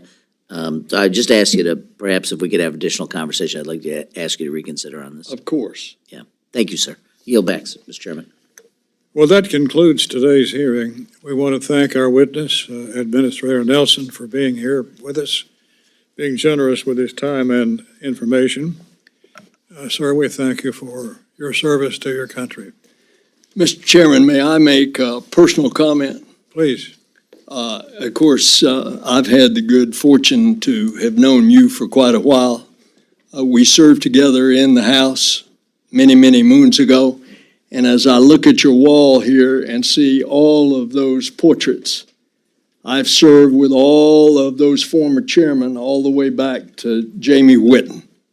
So it's a great privilege for me to return from whence I came. Thank you for the privilege. Well, we're delighted with your presence and your service to both the House and the Senate, as well as now this most important job with the nation's space program. Without objection, members may have 7 days to submit additional questions for the record. The subcommittee stands adjourned.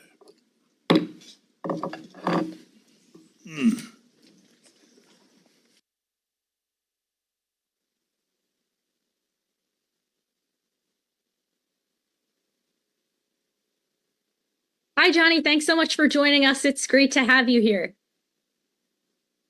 Good morning. Thank you for having me here. Yeah, first off, I just wanted to see, before we get to your mission, have you had a chance to watch the splashdown of your colleagues, Butch and Sunny, the video of that, and, what's your reaction to their safe return? I haven't seen the full thing. I've seen some clips. I feel really happy that my friends and colleagues are back from their mission. We all are used to public service and doing what's best for the mission and for the public. And it's always great to know that friends, the people that I care about, are finally home to see their loved ones. I want to get to your mission. Talk to me about some of the training that you're doing right now in Star City. How are you gearing up for this launch? So I'm currently in Star City working with my Soyuz colleagues. So there are 2 other cosmonauts that I'll be in the Soyuz capsule going to space with.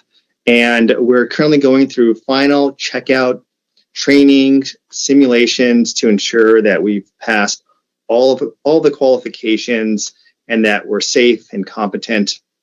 Also going through some final ISS segment type of training for emergency procedures.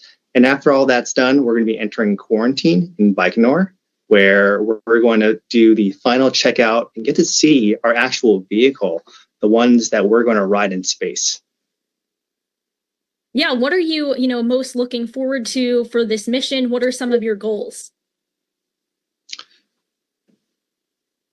It's hard to articulate. I've been with NASA now for almost 8 years, and there is so much work that goes on behind the scenes to make every mission you see, whether they're manned or unmanned. And just to have a small contribution in that is really meaningful for me. I am a huge believer and proponent in public service, and being able to share the science that we get to do on station, get to contribute to inspiring the next generation. And so my answer is all of the above. Of course, I'm looking forward to the view outside the Soyuz capsule, outside the ISS. I'm also looking forward to putting to fruition so much of the work that many doctoral students around the globe have spent their entire careers to make a scientific experiment. And as astronauts, we get to be a part of that, putting that to fruition, conducting those experiments, and sending that information back to the ground.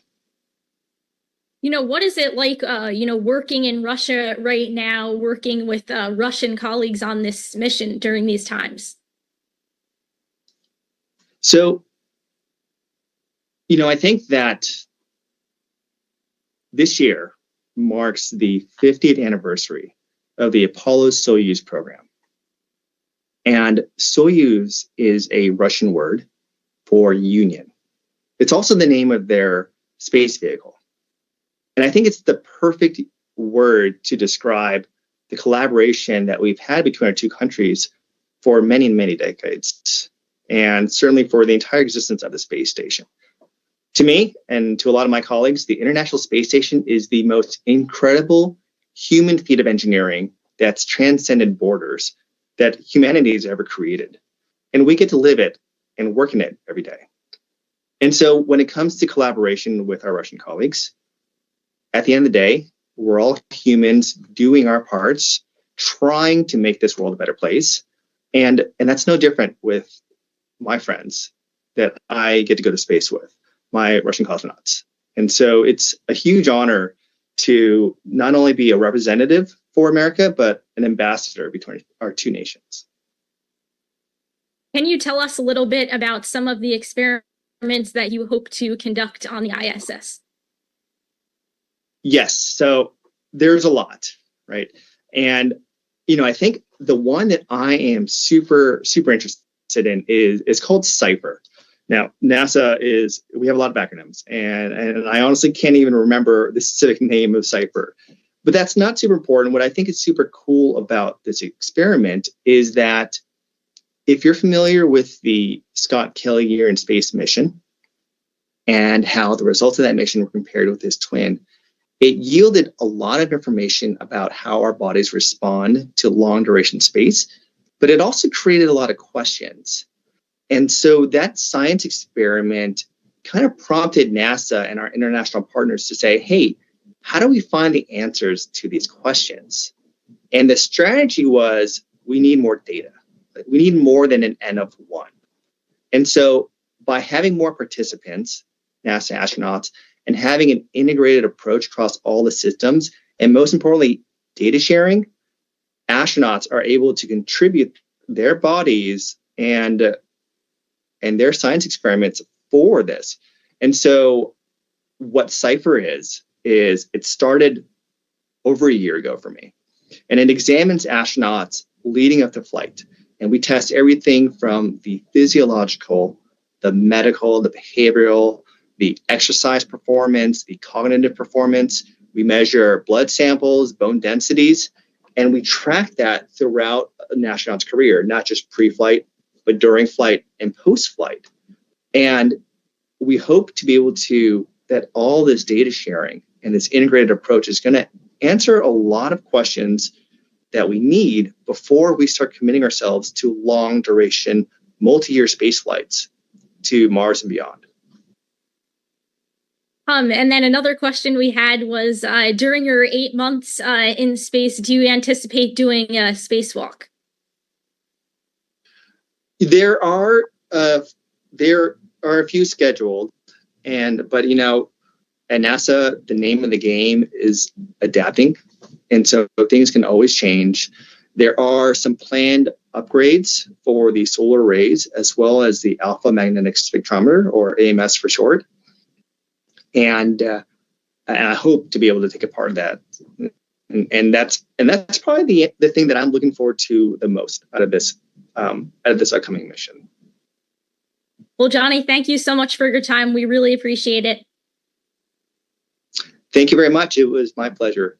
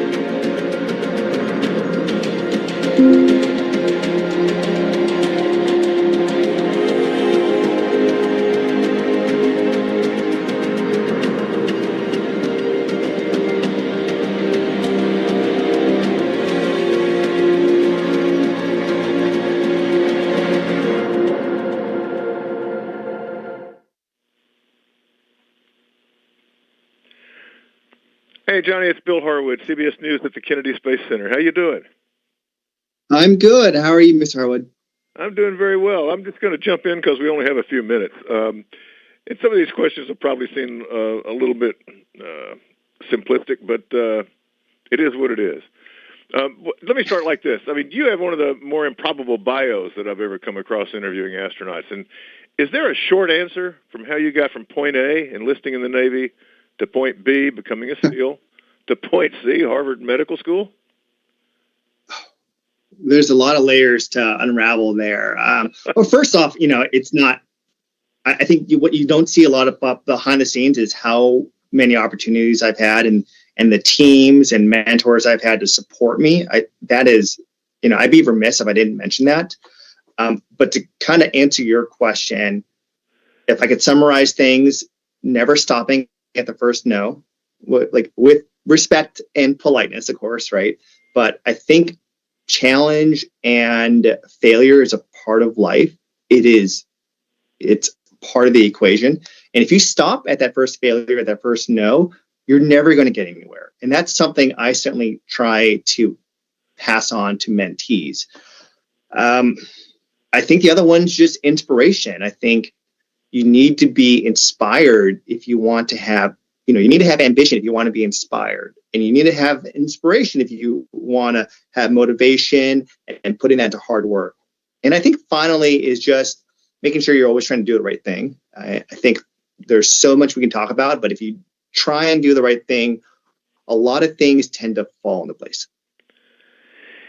A lot of people have, inspiration and drive, but it seems exceptionally in your case. I mean, it strikes me most people will take a weekend off. I can't imagine you ever take a weekend off. I mean, where does that motivation come from to apply yourself so diligently to things most people would consider very difficult?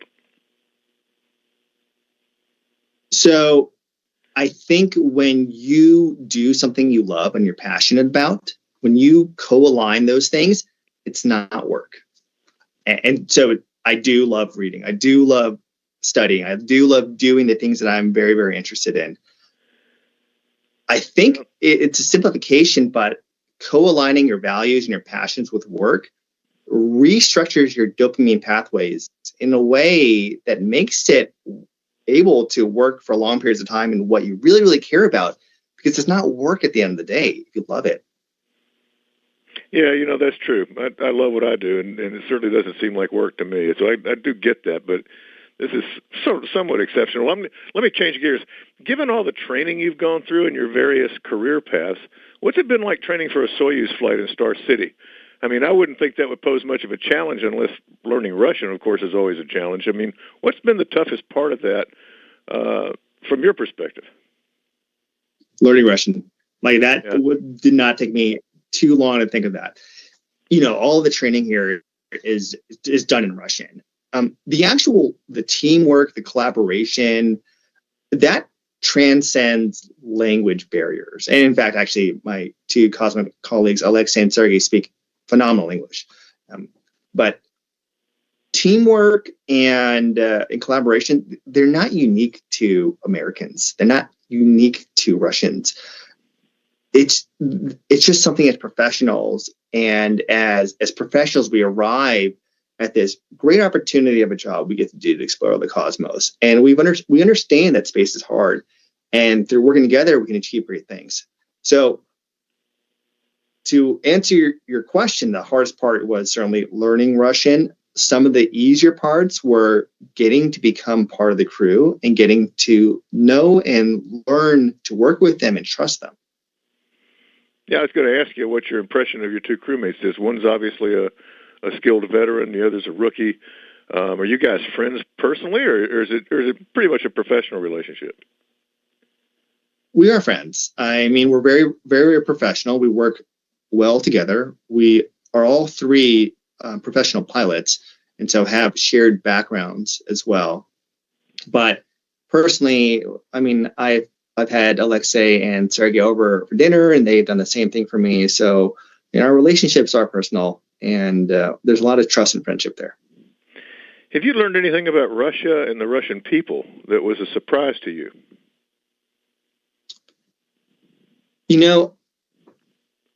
I think I was surprised to find how much commonality there are between people both at home in the States and in Russia. Now, granted, I do spend the majority of my time in Star City, which is kind of I don't know if suburb is the right word, but it's a sectioned off area, like the northeastern part of Moscow. But it's really not a surprise. But the kind of just generosity, compassion I've found in working with my Russian colleagues, it's the same as I find at NASA. So it's been really seamless transition. I mean, we spend a lot of time, we as in NASA astronauts assigned to Soyuz missions as ambassadors, we spend a lot of time in Russia. And there's really a seamless transition when we go back to Houston or Star City. What's your impression of the Soyuz rocket and the spacecraft? I asked that in the context, we all saw a Crew Dragon land yesterday, and it looks so futuristic and all that with the touchscreen displays. And the Soyuz, the Russians don't reinvent the wheel every 5 years like we seem to. They've got a reliable spacecraft that just works, even if it doesn't seem as maybe sophisticated as what you see in the West. What's your impression as somebody who's going to ride the rocket and fly that capsule? So it's a really, you make a really interesting point. And I think it just goes to different cultural approaches to the same problem. As, I grew up in the analog to digital era. I feel like I was born at one of the most interesting times in the world. I got to see the rise of, I was born in like the VCR age, and always as a kid, just tinkering, taking things apart or setting up my parents' VCR. And then I got to see that transition to DVDs and the digital era and the internet and all of that. And I just love technology. So as an American, I love the idea, the modern approach to tinkering and upgrading. There's also something to be said about reliability, or as the saying goes, if it's not broke, don't fix it. The Soyuz is the amount of testing and the reliability the Soyuz has shown over decades is unsurpassed and is absolutely admirable. And so I think it just highlights two very different approaches, both very effective, but unique in each of their own ways. And I think that's just a reflection of cultural approaches. Yeah, it's interesting. I always ask astronauts how they and their families face risk, since riding on a rocket seems riskier than what most people experience. But, that doesn't seem reasonable to ask a former SEAL a question about risk. But what about your family? I mean, I don't know how old your kids are, but I can't imagine they see space flight as riskier than combat, but I think most people would view it as a risk. How do you deal with that with your family? I have 3 kids, and they are from the ages of 8, 10, and 14. Having this discussion, and actually I think relationships, which actually I shouldn't be surprised of it, but the hardest part in my rookie experience approaching spaceflight is actually the relationships we have. I mean, as humans, we have, relationships define who we are. They help us get to where we are, and we wouldn't be the same people without them. And I love my family dearly, and they love me. And communicating why Daddy has to go away for 8 months was a lot more difficult than I thought it would be. But I also try to impress the importance of sacrifices and fighting for what you believe in. And I think that is something that all public servants at NASA do, not just astronauts, but the flight directors and the engineers and instructors. We all fight really hard for what we believe in because we think it's worth it. Yeah, that's a good answer. Is the family going to be making it to Baikonur for your launch? They are, and I'm excited to see them. And here's a softball standard astronaut question. What are you looking forward to the most about finally getting up and to work aboard the International Space Station? I really hope that I get to contribute to a spacewalk. I think physically that is one of the harder things that we get to do, and I am very interested in physical and mental challenges, and a spacewalk is that.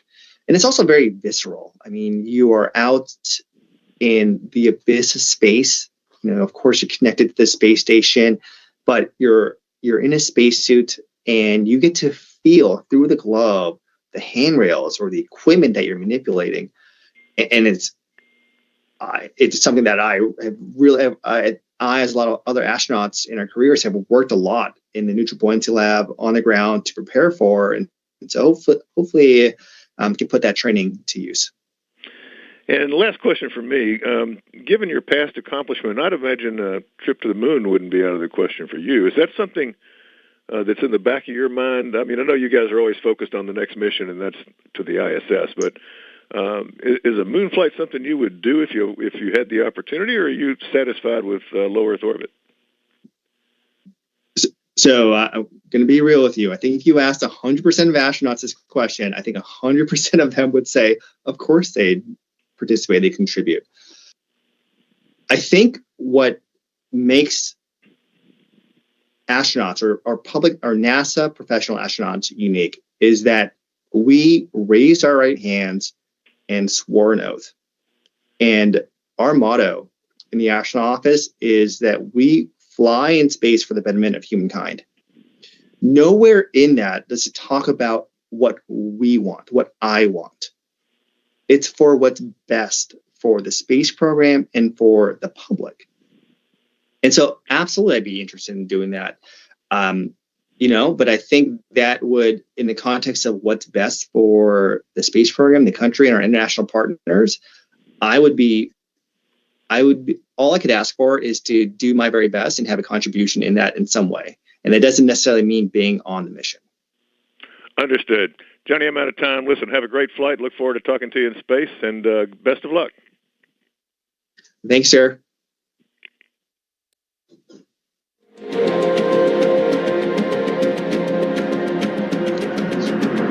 Oh, thank you.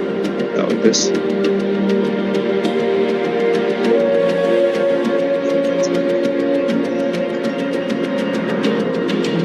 Everything going okay on your end? Yeah?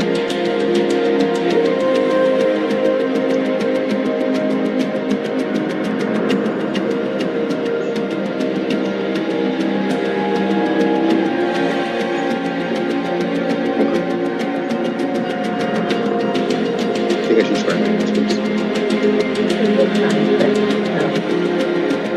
I'm just letting you know it's shorter here. Any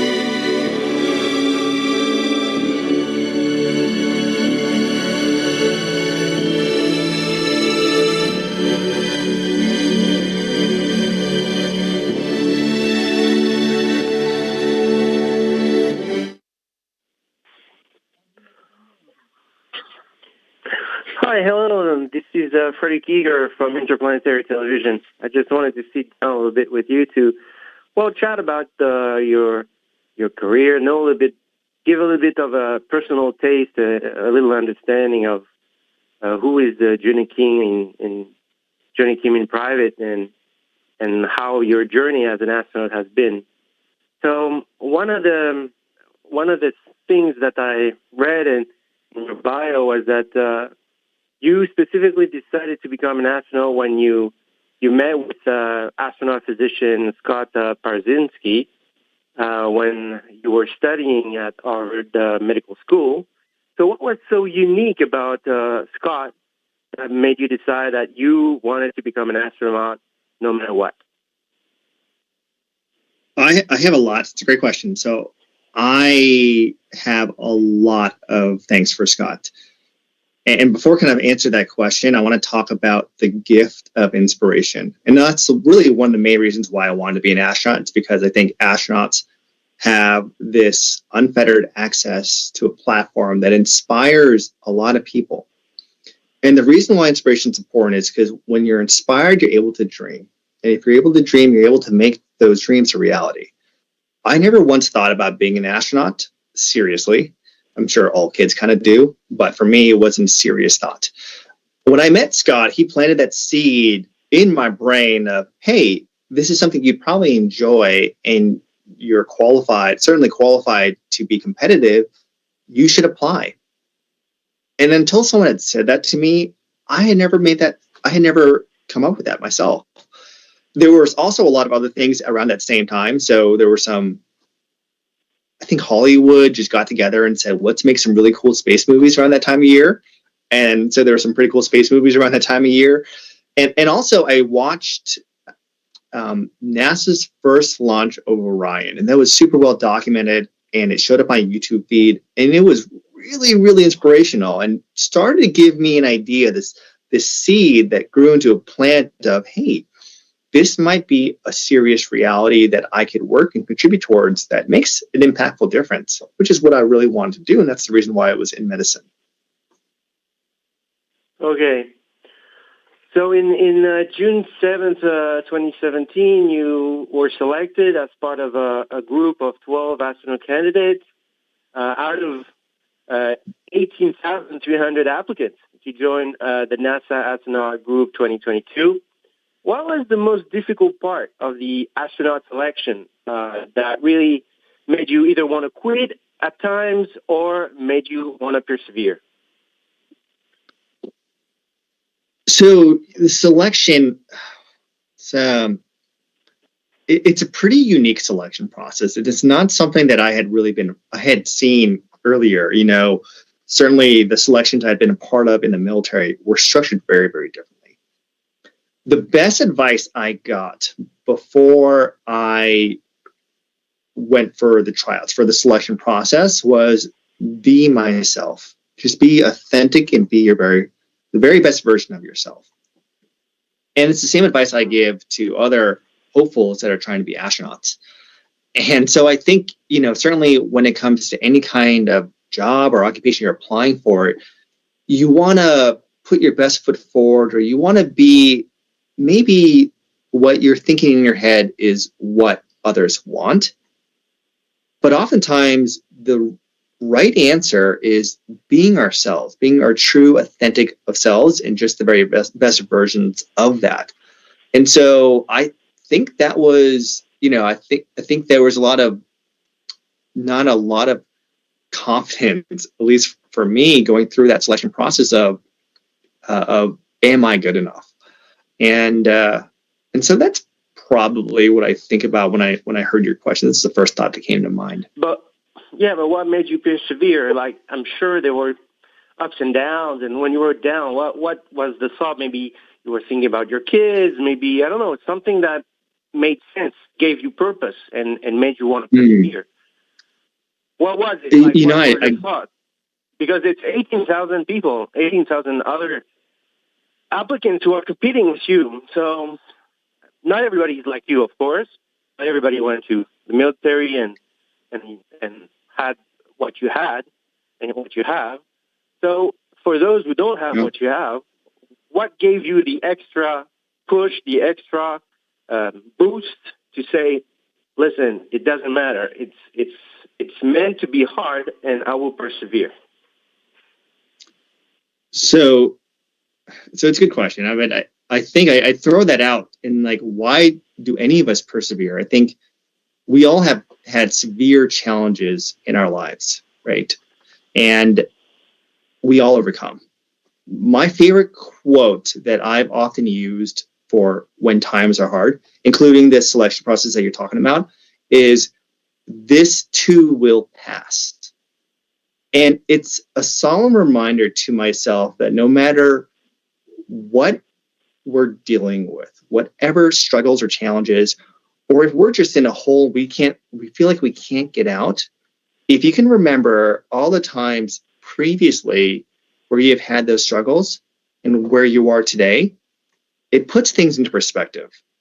So that's probably the best thing I'd say to you, and I think that's what a lot of other people who are going through that did as well. Okay. So now you're in the astronaut training program after June 7th, 2017, up until now, which will be April 8th, 2025. It's going to be 8 years. 8 years of your life training as an astronaut. What were the most important milestones for you? How did it feel? How does it still feel today for you? Was it too long? What were the uncertainties? What did you like the most or hated the most in the astronaut training? Give us, please, a taste of what awaits any astronaut candidate. So to help, in order to answer that question, I should probably explain a little bit about just the career span of an astronaut. So certainly when a candidate first arrives at NASA, the first 2 years are spent qualifying to become an astronaut. And then when you're assigned a mission, usually about a year and a half before a mission, before you fly to space, you're preparing solely for that mission. But outside of those time periods, you're supporting active missions in future development. And so that's what I was doing from the years, essentially 2000 to late 2023. I was supporting ongoing missions. And so one, of course, a milestone was actually passing the candidate selection process or the candidate training in early 2020. Another milestone was getting to see my NASA classmates go to space and getting to watch the smiles on their face when the hatch opened. And you could see so much of the work and their dreams coming to fruition, and getting to see them come back and talk about that and share those human experiences. Those are all very, very important milestones. You asked another question, was it hard to wait? And I can say that, Zena and myself are the only two American astronauts from our class that have yet to fly to space. And I can confidently say that waiting has not been hard, because we are all here for the greater good of flying to space to bring that back home. And so it's not about us. It's not about our individual missions, but it's about our place as a cog in this entire machine we have at NASA. All right. Thank you for your time. Thank you for You're sharing welcome. your thoughts on. Thank you.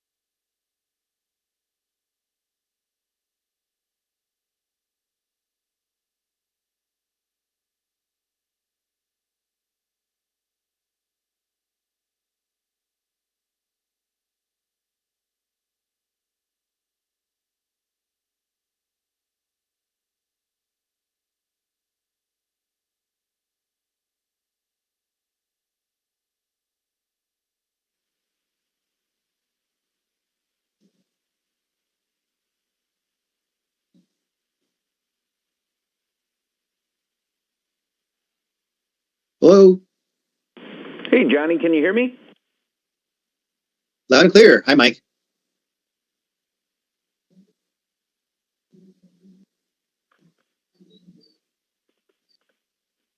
Can you hear me?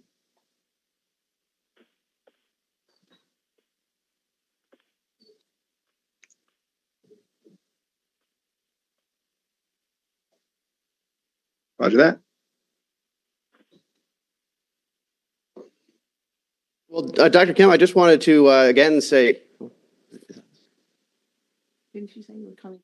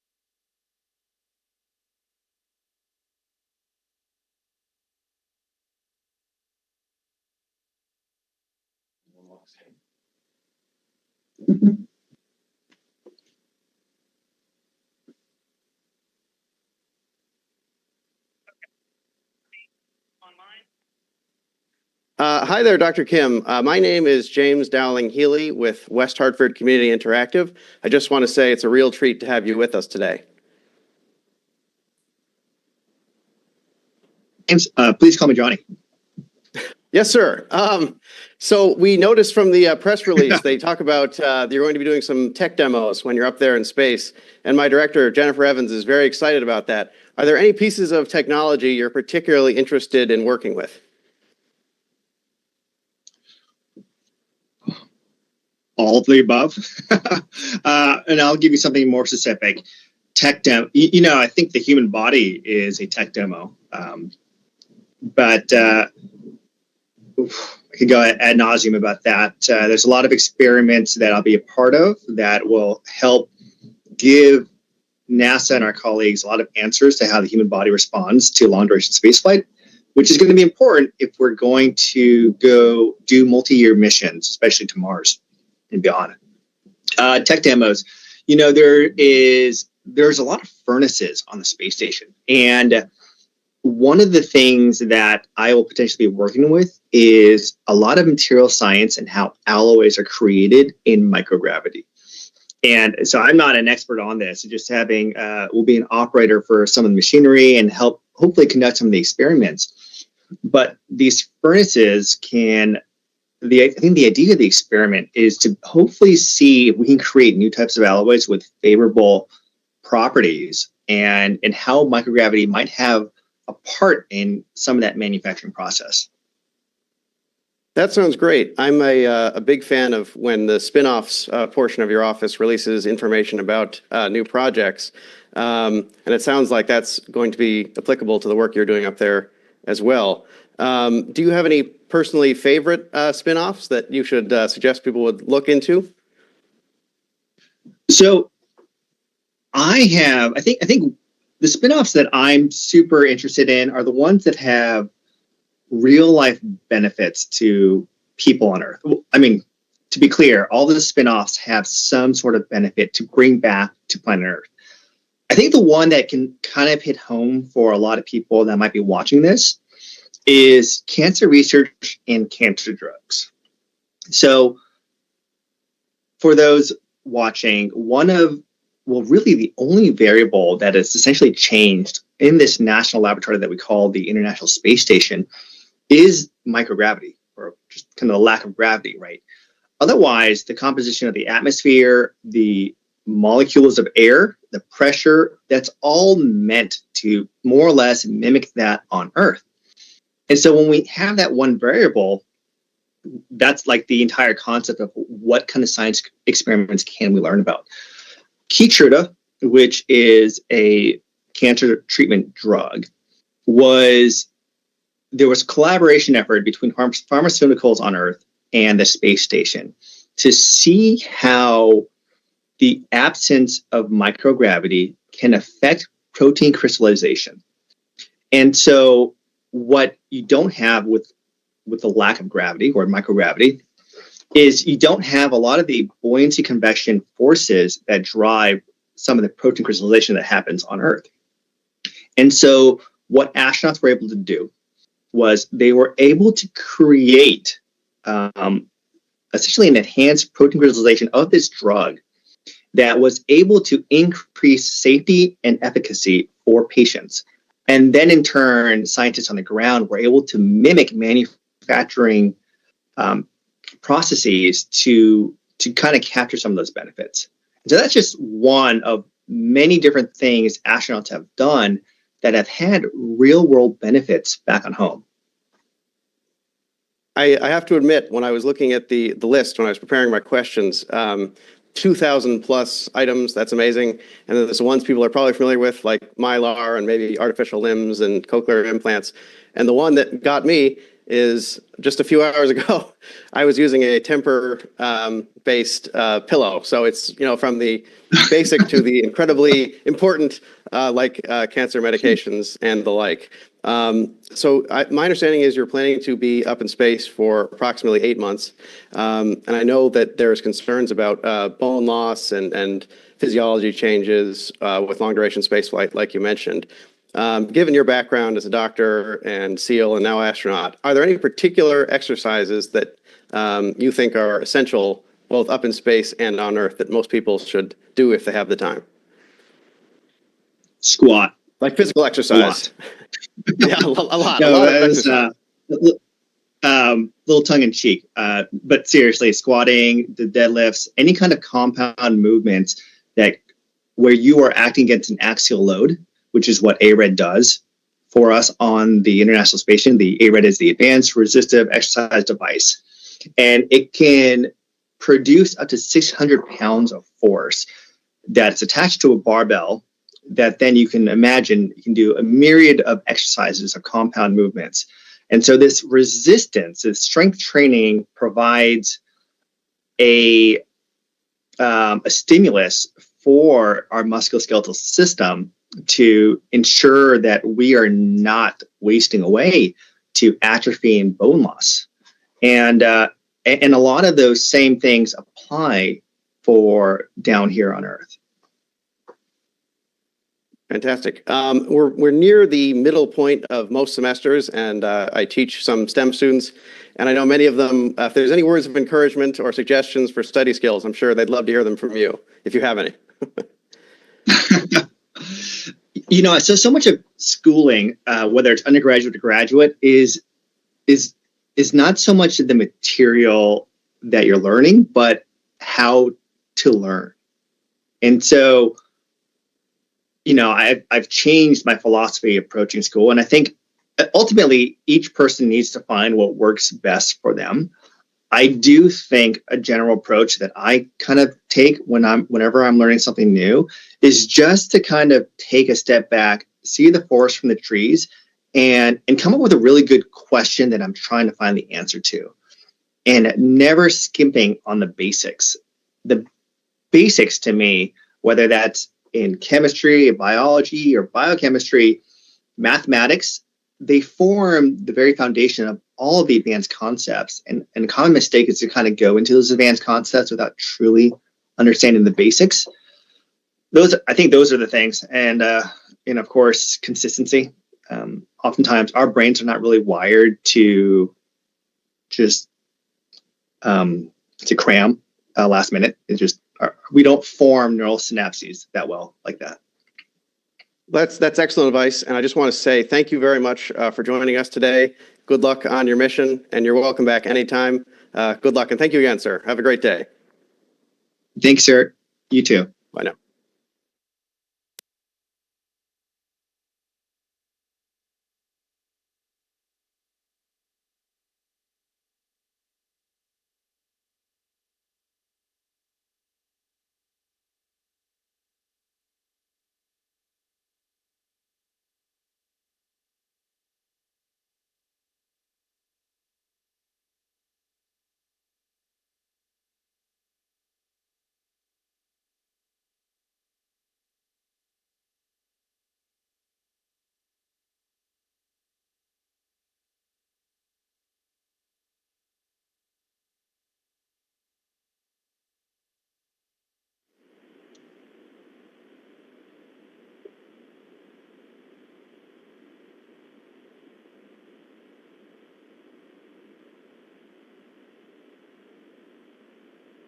Hi, Mike. You there?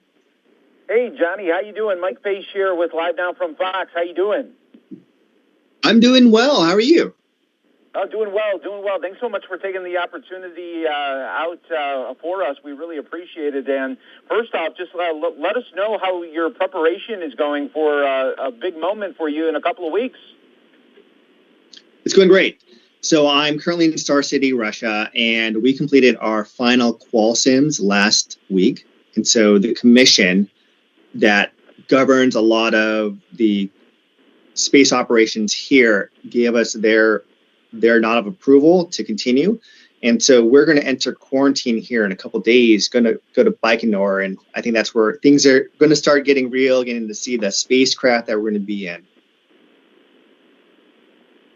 Now, that is very, very exciting here. And just tell us a little bit about your journey here.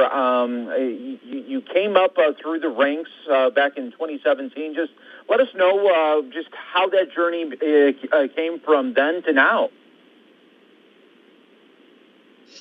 I'll try to be concise. So I got here in 2017, and my experience before that was in the Navy as an enlisted special operator, and then turned to a commissioned naval officer. And let's see, so first couple of years were astronaut training, and then after kind of the initial graduation, not many people know this, but when you're not directly working towards a space flight, you are supporting other space flights and supporting future development for future missions. And so that's what I initially did for the first initial years after I graduated training. There was a short stint where I was able to return to the Navy for flight school, and but since then have been assigned to Expedition 73 about a year and a half ago, and that has brought me to the present. That is exciting. And just tell us some of the different scientific missions that you'll be doing up on the ISS during your time up in space. So one of the biggest experiments that I'm really proud to be a part of is actually me and my human body. So there's this experiment called CIPHER, and it's of course, like a lot of things in NASA, it's an acronym, and it stands for the Complement of Integrated Protocols for Human Exploration Research. It is a mouthful. This experiment is super, super cool when you look into the history of it. And so just a quick background, this study was born from the twin year in space study with Scott and Mark Kelly. And so those data points gave us a lot of information about how the human body might respond to long-duration space flight, but it was only one data point. And so NASA, we collected our heads with our international partners, and we thought, well, how do we get more information that's attributable to other astronauts, especially if we're trying to get to Mars, which would take multiple years. And so they came up with this study where we are going to investigate different astronauts, different backgrounds, and get everything from the physiological, the mental, behavioral, and all the way from pre-flight, in-flight to post-flight. and follow an astronaut through their career. So it's very, very extensive. I've had to submit my body for science research many times, and that includes blood, hair, skin samples, saliva, everything, you name it. And that'll continue. And it's a huge honor because there are so many teams, not just in the States, but around the world that are collaborating for this research project to answer really important questions. That is amazing. They'll know so much about you already. And lastly, what did you think of the splashdown yesterday and the journey for those two astronauts? That was really a different experience from what they were thinking. You know, as professional astronauts, and well, specifically as professional public servants, right, we raise our right hand and swear an oath to do what's best for the Constitution and the American public. And part of that happens to do what the mission calls for. And so there has been a precedent for astronauts being on station longer than they originally intended. In fact, a good friend of mine, Frank Rubio, was extended from 6 months to over a year for his space mission when a leak developed on his space vehicle. But it's, you know, the human emotion of seeing your friends and the smiles on their face, whether they're opening a hatch to the International Space Station for the very first time, or they're opening a hatch and seeing the Earth or those smells. You know, I think that's just got to be a human rush of emotions of being home that is that I imagine is really hard to articulate. And so I'm very happy for them to be back from their mission and to be back with their families. Yeah, totally.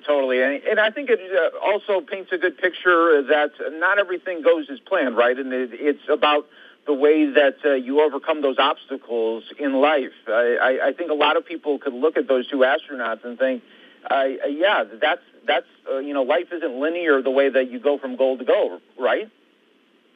Absolutely. All right. Thanks so much, Johnny Kim. We appreciate it here on Live Now from Fox. Safe travels to you, and we are wishing you the very best on your mission. Thank you very much. Take care.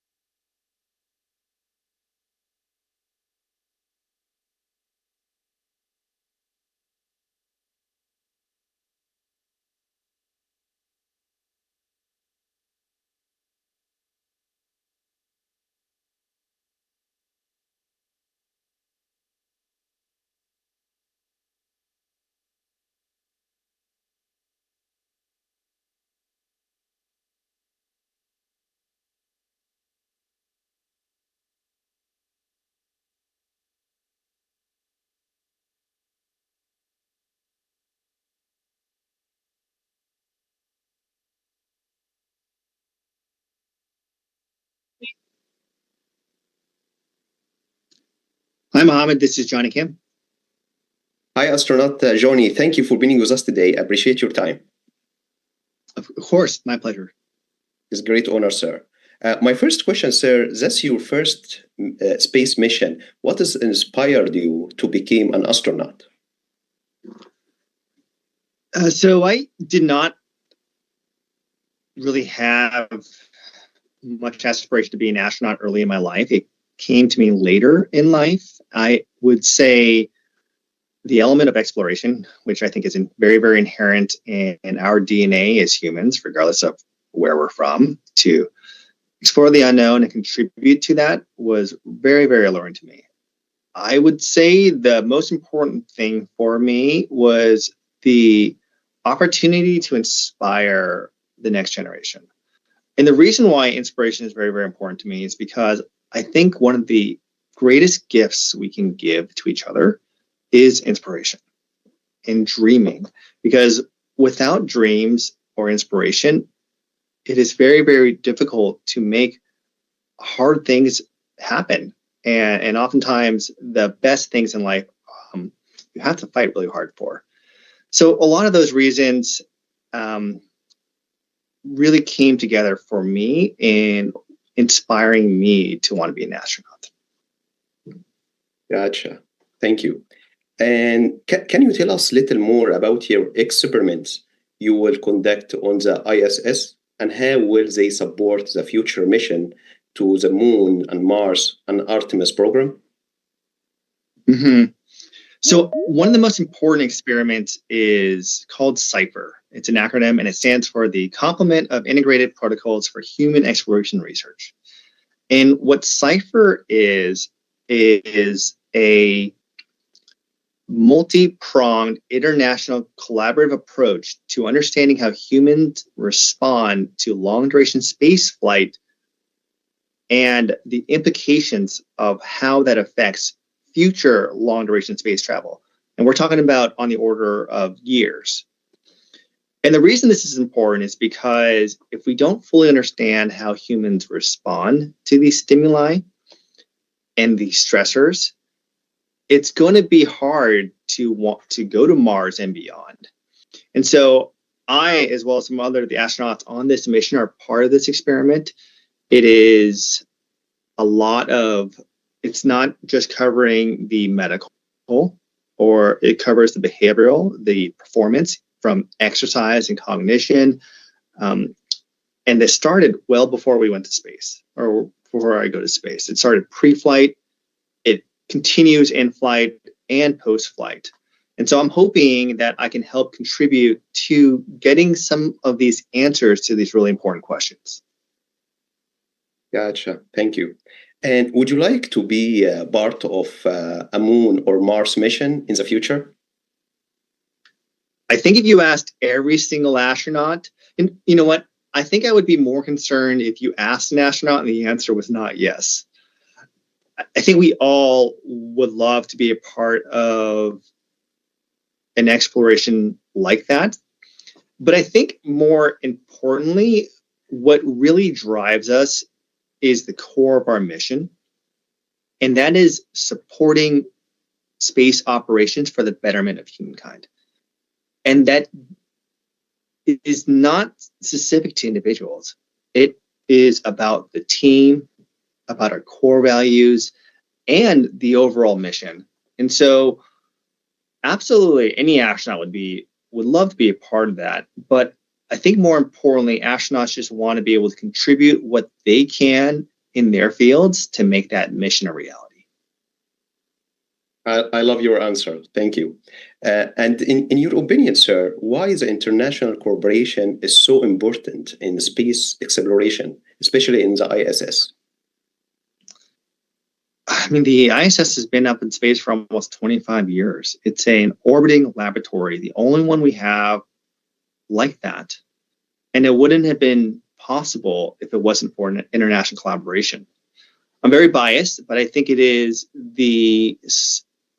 one of the greatest human engineering feats we have ever done in our span on this earth. And that it was only capable under international collaboration, I think just reflects the values and how important that kind of teamwork is. That there's a famous saying, which I'm sure you've heard, and it goes something along the lines of, if you want to go fast, go alone. But if you want to go far, go together. I think the International Space Station truly reflects that principle. Gotcha. And I'm just concerned. And what have you ever visited any Arab countries? What do you think about the growing role of Arab countries like UAE or Saudi Arabia in space exploration? So I think we're stronger together. And as you know, some of the most recent astronaut candidates have been from the European Space Agency, but also from UAE, and they have made phenomenal partners. And so I think just kind of reflects in our office at Houston and NASA, we have astronauts from the spectrum of the globe, right? And we work together. And I was just actually one of my more recent MBL runs, which is the Neutral Buoyancy Lab. And that involves being in a spacesuit underwater to help prepare for the rigors of a spacewalk. And the last one I conducted was with Haza, who is, as you know, a UAE astronaut.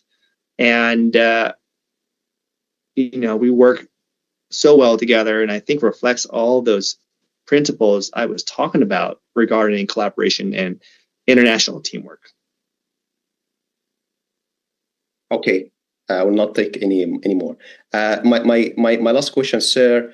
As a Korean American, how has your background influenced your journey, and what advice do you have for immigrant children aspiring to become an astronaut? So, I'm very proud of my Korean heritage, and I'm a first generation Korean American. My parents were immigrants from South Korea and settled in the West Coast of California. But first and foremost, I am a very proud American. And I think as Americans, we get our biggest strengths when we draw on what makes us unique and what makes us strong. And for me, it was incorporating so much of my roots, but also my American identity into working hard for what I believe in and what I believe is worth fighting in. And so if I were to give advice to really anyone, irrespective of their background, is you have to first dream, and you have to work hard for those dreams, and you can't stop when things don't go your way. Understanding that failure and getting no's are part of the process. I think those are fundamental values that everyone should follow, and those who have walked the path understand. Astronaut Johnny, thank you for being with us today. I appreciate your time, and I wish you all the best. Thank you. Thank you very much. Take care.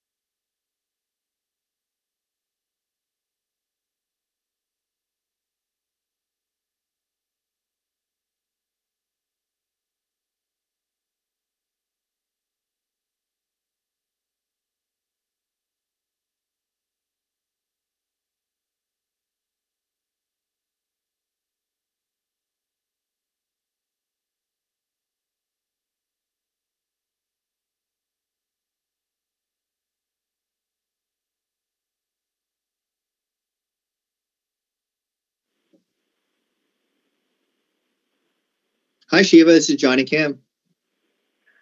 Hi, NASA astronaut Johnny Kim. It's incredible to meet you. I'm a freelance journalist, a neuroscientist, and also the MIT classmate of Jaws, who is your colleague in the Turtles and completed the Crew 7 mission a while back. I also worked at Mass General Hospital, Harvard Medical School, at main campus, and also Charlestown Navy Yard, Navy Huya. Boston is a great place to work and cultivate one's love of space. And I was wondering, how has a biomedical background and your medical training at HMS and MGH helped you prepare for space? Okay, before I go answering your questions, that was a whole, I wish we had more time. How much time we got? Super cool to hear that shared history we have. I have so many questions, but okay. So you wanted, sorry, I got a little excited. So how has my biomedical background helped with being a NASA astronaut? Was that the question?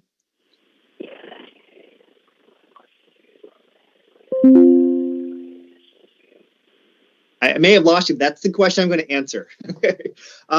So, you know, I think the approach to solving problems and pulling apart threads, I think as a neuroscientist, you'd appreciate this.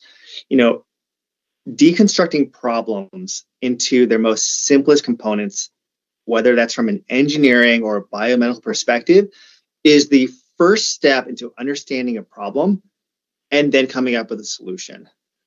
And in fact, actually, a lot of that for me started not just in the military, but also with my mathematics background.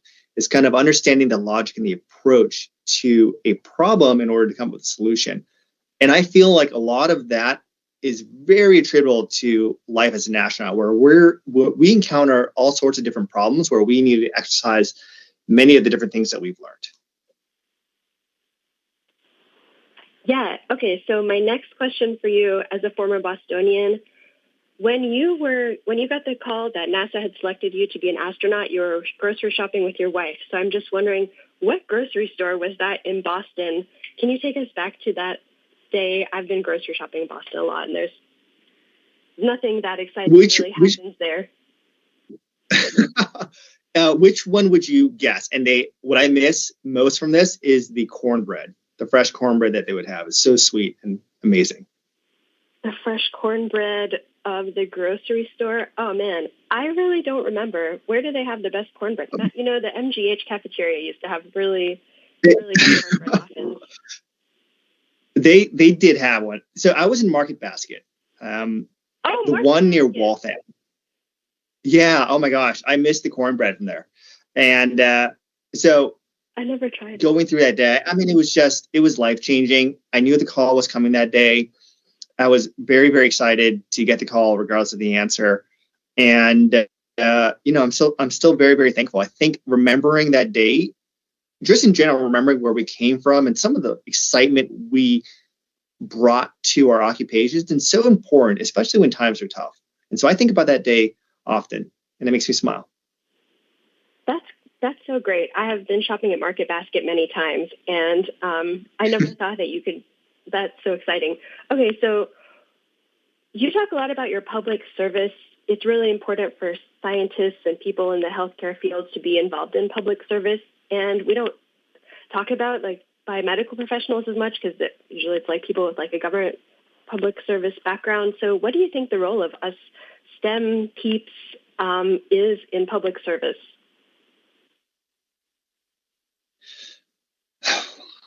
It's sharing the love of what made us want to become scientists or seekers of truth or utilizing the scientific method. I mean, the scientific method is one of the greatest tools humankind has created. And it's because of just that level of humility we bring to a problem and the humility that we don't know the answer and we can be proven wrong, as in opening our perspective and exercising our critical thinking. And to me, those traits, humility, critical thinking, they are so important in our societies. And so what can STEM scientists bring to the table with respect to public service is sharing some of those tools and that joy and inspiring the next wave, the next generation of scientists. That's what I think is our duty. Thank you, NASA astronaut Johnny Kim. I wish you the best of luck on your mission, and thank you for advancing science on behalf of humanity at Astra. Thank you. Thank you, Shiva. It was a pleasure talking with you. Likewise. Take care.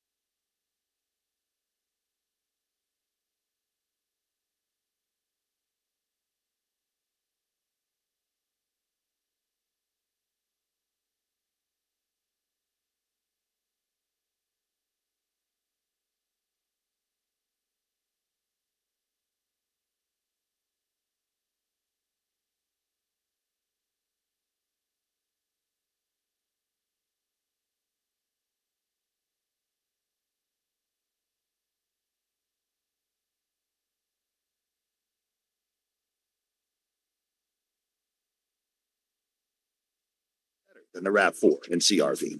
It also holds its value better than any other SUV in its class, according to JD Power. 8, 7, Get special low rates on a new Subaru Forester 5, during the Subaru and 4, Want to Love event. 3, Going on now. 2, Yep, your 1. worst nightmare. Your car broke down.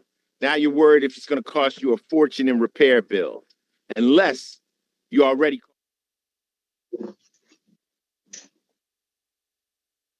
When you're protected with a plan through Car Shield, the process is smooth like ice and done in as little as 3 steps. 1. First, the tow truck takes your car to the shop. The cost of towing covered when you got a plan through Car Shield. Next, you probably need to get around while your vehicle's being repaired, right? 2. Plans through Car Shield have rental car options too. Then comes the best part. 3. When you pick up your vehicle, you don't have a big repair bill to worry about. Car Shield administrators get your covered repairs paid directly to the shop, so you're back on the road with no worry. Call now to get an affordable plan through Car Shield for your vehicle before it's too late. When you call Car Shield, whether you got a small problem like a power... Hey, Johnny, this is Ted at Weather Channel Control Room. Do you hear me, sir? Ted, loud and clear. Okay, very good. Hold on just one moment. Car Shield is the #1 auto protection. Would you count to 10 for the audio check? 10, 9, 8, 7, 6, 5, 4, 3. Very much. Okay, we're about 3:40 out of the commercial break. 3:40 out of the commercial break. There'll be just a quick setup in front of you. It'll be about 10 or 15 seconds, and you'll be speaking with Molly McCullum and Alex Wallace. Alex is a male. Molly and Alex. Call Car Shield. Okay. Okay. There is a delay, so we'll try to answer the question, ask you questions very kind of simply, so forth. So you'll have about 3.5 minutes for the interview. If you hear me jump in and say the word wrap, just finish your thought in about 10 or 15 seconds. Okay, sir? You got it. Great. Thank you so much for your time. My pleasure. Oh, great, Grandpa. See? Told you.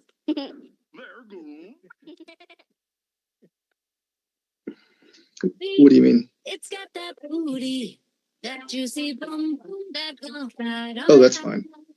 Cause it talks Yeah. like this, looks like this. Yeah. Arm & Hammer Power Sheets. More power to you. The Weather Channel TV app has you covered for any type of weather. Scan the QR code to try it for free today. Be prepared with the Weather Channel TV app. Man, remember that time when our iBag...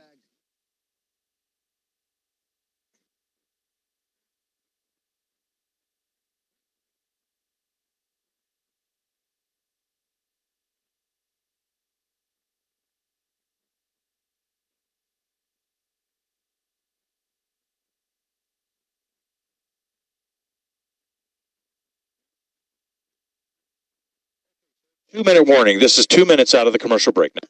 Like, it's in one face cream.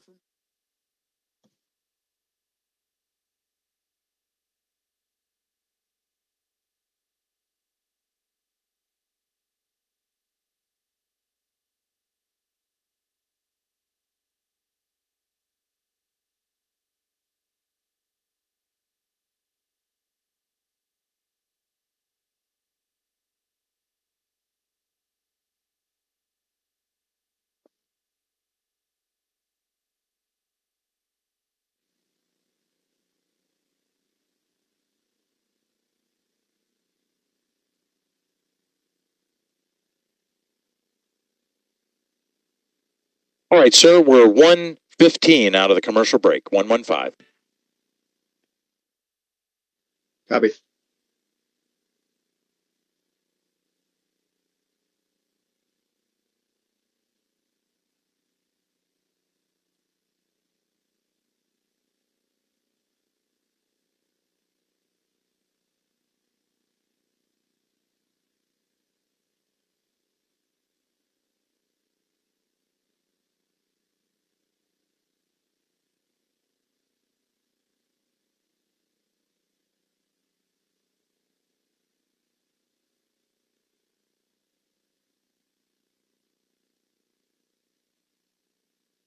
All right, sir, 30 seconds. And one more time, it's Molly and Alex.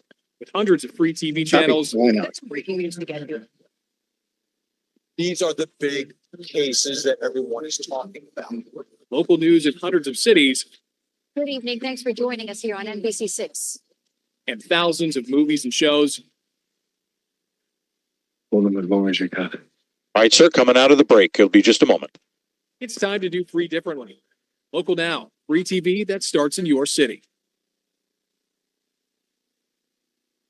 4 people returned to Earth yesterday from the International Space Station, and what a welcome crew met them in the Gulf off of Florida's coast. How about that? A pod of dolphins were there, either to greet them or just to check out what was going on.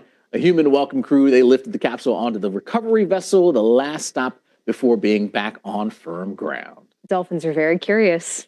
They're always there. Well, this is the view those astronauts left behind. Earth as seen from the ISS. The space station is bigger than a 6-person house, and on board, there's sleeping quarters, 2 bathrooms, and a gym. But, nothing really beats what astronauts see out the window. There's been a continuous human presence at the space station since Expedition 1 arrived in the year 2000. Now astronauts are preparing for Expedition 73. We have one of those astronauts with us now, Johnny Kim, who is in Star City ahead of the journey aboard the Soyuz spacecraft. Johnny, thank you so much for joining us, which is now evening time here in Star City, Russia. Your launch is set for April 8th, just under 3 weeks from now. How are you going to spend those next 20 days? Hi, Molly and Alex. So we are wrapping up final training and preparations here in Star City. In a couple of days, we'll be flying to Baikonur and entering quarantine.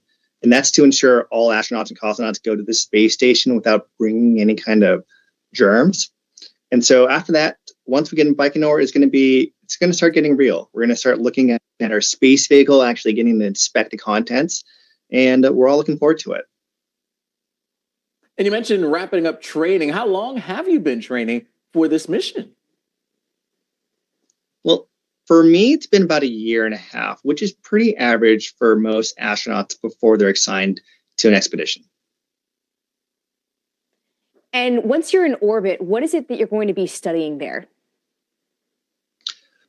Everything from material science to climate change to ourselves. The human body is one of the most, is probably the most instrumental part of human spaceflight. And so there is a very interesting experiment that I'm going to be a part of called CIPHER. And it stands for the Complement of Integrated Protocols for Human Exploration Research. And now this research project was born from a previous study on the human body and the effects that long duration spaceflight can have. And so what we at NASA, in collaboration with our international partners, is hoping to find out what exactly happens to the human body from these various time frames, so that when we start venturing out further to the moon, Mars, and beyond, and when we're in space for long durations, how our bodies respond and what we can do to ensure that we're optimized for success. Having said that, how long are you expecting to be up there? My mission will be 8 months, but as always at NASA, we adapt to the unknown, and so we'll be ready for anything. The view from the International Space Station and from orbit is like no other. Is there any sort of weather on Earth that you're hoping to see from that vantage point that is a truly once in a lifetime experience? I think Mother Nature is one of the most awe-inspiring and frightening things. And the more we can do as astronauts to share some of that with our loved ones and people living on Earth, I think the better. And so I don't think I have a favorite, but I'm looking forward to trying to capture some of that beauty and share it with everyone. We certainly can't wait to see it for sure. Now, this is your first trip to space, so give us a sense. How are you feeling right now, so close to it? To be honest, it's not really yet for me. And I think a lot of that happens to do with the training we get. We as astronauts and operators are really good at compartmentalizing. And what that means is, especially during stressful times, is being able to lock away those emotions and put them in a room in your brain and deal with it when you need to. And I think this is something that parallels a lot of the other disciplines that can potentially have stressful environments. And so for me, it doesn't quite feel real yet. But I think as we get to Baikonur and we start inspecting our space vehicle, it's going to become very real. Well, Johnny Kim, thank you so much for joining us today. Good luck to you here as you wrap training up and also head out into outer space. One time. Thank you, Alex. Thank you, sir. Good luck to you. Stay safe, stay well, and we're happy to have you there representing USA. Thank you, sir. Thank you. Stay well. You betcha. Without the extra work, has a built-in solution.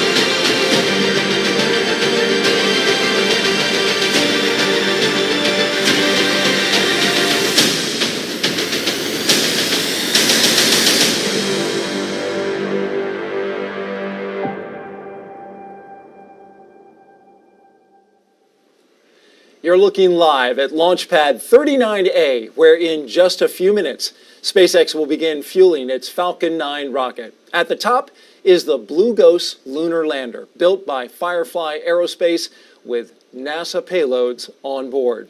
Hello and welcome everyone to the Kennedy Space Center in Florida. I'm NASA's Daryl Nail, and with us today throughout the launch broadcast is Spacecraft Program Director for Firefly, Ray Allensworth. Ray, so good to have you here today. Yeah, thank you. I'm so excited to be here. You're going to have all the knowledge and insight about this entire thing as we go along, so we appreciate that. Liftoff of the Blue Ghost lander is scheduled for 1:11 a.m. Eastern Time and 39 seconds for the detail-oriented. They are currently working no issues and things are good for launch.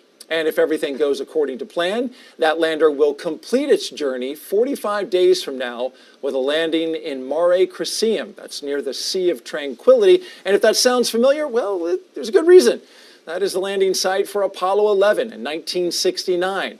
Firefly Aerospace, an American company based in Cedar Park, Texas, just north of Austin, designed and built the lunar lander that will carry, among other things, 10 NASA commercial lunar payloads, or CLPS, to the moon's surface, and that's the most that any CLPS mission has taken to this point.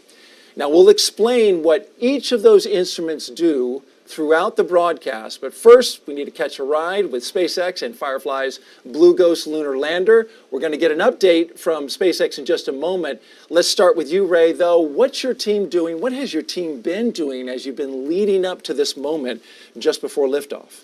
Yeah, so the team, there's a few different things that are going on with the team. We have one team locally here in Florida, and actually about an hour ago, they provided the go to SpaceX, saying that Firefly Blue Ghost Mission 1 is ready for launch. And we have our primary team in Cedar Park, Texas, in the Mission Operations Control Center, and they're really standing by. The lander is powered off at the top of the Falcon 9 rocket, and we're just in anticipation of launch. Now let's get a closer look at the moon-bound lander. Here's Ray with an overview of Blue Ghost. Firefly's Blue Ghost lunar lander was designed for stability. It's about 6.5 feet tall and 11.5 feet wide, so it has a low center of gravity and a wide footprint. Blue Ghost has a robust communication system with 1 X-band antenna and 3 S-band antennas that enable HD video transmission from the lander to Firefly's Mission Operations Center in Texas. The lander has 3 solar panels to help power Blue Ghost and our 10 NASA payloads during transit and on the lunar surface. For propulsion, Blue Ghost has 8 RCS thrusters, or reaction control thrusters, that Firefly designed and built in-house. These thrusters help maintain the lander's orientation during maneuvers and independently perform the final descent by pulsing for a soft landing. We have 12 attitude control system thrusters that help point the spacecraft in the right direction. These are actually the same ACS thrusters we use on our Alpha rocket and Electra orbiting vehicles. Blue Ghost has 1 main engine that provides high thrust for our lunar orbit insertion and braking burn prior to landing. The lander has 4 propellant tanks that carry our hypergolic fuel and oxidizer. We have 2 pressurant tanks that carry our helium. Blue Ghost is equipped with 49 struts that connect our upper and lower panels to provide a rigid structure. These struts were built in-house using the same lightweight carbon composites we use on Firefly's launch vehicles. Blue Ghost has 4 carbon composite legs and foot pads that utilize crushed core honeycomb to absorb shock and stabilize the lander as it touches down on the lunar surface. Our foot pads have contact sensors on the bottom that signal engine shutdown upon landing. We have vision navigation software that supports landing by identifying potential hazards on the moon, such as rocks and craters, before determining the safest landing site.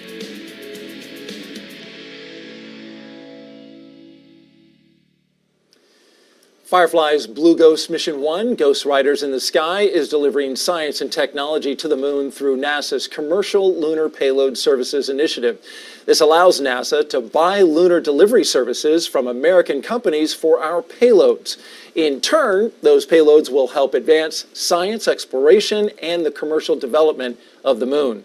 The Ghost Riders mission includes approximately 60 days of payload operations, most of which will be spent transiting to the moon. And then those 10 NASA payloads, they'll have about 2 weeks on the surface of the moon to perform their tests, experiments, and other activities. Let's turn our attention now to the rocket that's going to help Blue Ghost get to its lunar destination. Joining us live is Jesse Anderson at SpaceX in Hawthorne, California. Jesse. Thanks, Daryl. Last year, SpaceX was honored to launch the IM-1 mission, the first commercial lunar lander to touch down on the moon.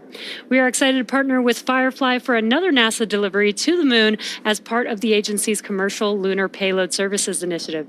This is a special mission for SpaceX today because we are launching not only 1, but 2 lunar landers. And we'll share a little bit more about the secondary payload in a bit. And coming soon, SpaceX will launch NASA's IM-2 Nova-C lunar lander mission, also part of the Commercial Lunar Payload Services Initiative. Also on the manifest this year are NASA's Punch and Spear X missions, as well as the return of Crew 9 and the launch of Crew 10, just to name a few. Now, it's going to be an exciting year for NASA missions. Firefly's The launch out sequence has started. Firefly's Blue Ghost Mission 1 marks our 8th launch of the year after a record-breaking 2024 where we launched 134 Falcon missions. Also last year, our Dragon spacecraft delivered several missions to and from the International Space Station, including 2 cargo missions, CRS-31 and CRS-30, and 3 human spaceflight missions, Crew 8, Axiom 3, and Crew 9, which is currently still docked at the station. Now, coming back to today's mission, we are now at T-minus 34 minutes from liftoff. And while the countdown continues, let's take a moment to meet the vehicle that will be taking these payloads to space today. Falcon 9 is a reusable 2-stage rocket and the first orbital-class rocket capable of reflight. Since first taking flight in 2010, Falcon 9 has launched more than 400 times, including nearly 350 reflights, proving reusability is essential to sustain more advanced and deeper space exploration.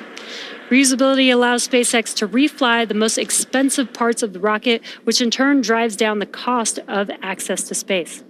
And speaking of reusability, this is the 5th flight for the first stage boosters supporting today's mission, which previously flew NASA's Crew 9 to the space station, RRT-1, and 2 Starlink missions. And after it completes its mission today, we will once again look to land and reuse the booster on a future flight. Now, this time the booster will return and land on our drone ship. Just read the instructions, which is currently on standby in the Atlantic Ocean. The first stage, which is the tallest portion of the vehicle, provides 1.7 million pounds of thrust thanks to its 9 Merlin M1D engines. Named after the Millennium Falcon from Star Wars, the 9 in Falcon 9 actually refers to those 9 engines. The second stage is powered by a slightly modified engine called the Merlin Vacuum or NVAC engine. Now, this engine has a larger nozzle, which allows the second stage to perform more efficiently in the vacuum of space. The first stage gets us out of Earth's atmosphere and into space, while the second stage takes the payload to its targeted drop-off orbit. Now, the large barrel structure with the pointed nose cone at the very top of the vehicle is the payload fairing, and it's composed of 2 halves made up of carbon composite material that come together to protect the payloads until we're in the vacuum of space. We'll be attempting to retrieve the fairing halves once again with our recovery ship, Bob. Both halves of the fairing flying today are flight proven, with one side flying for the 20th time and the other for the 12th time. And there you can see on your screen the Blue Ghost lunar lander there, integrated to Falcon 9's second stage in preparation for launch. And you can't see it, but there is a second payload in the photo, iSpace's lander Resilience, which we'll talk about a little bit more later on in the show. Now, Resilience is encapsulated in the payload canister, which is just under Blue Ghost.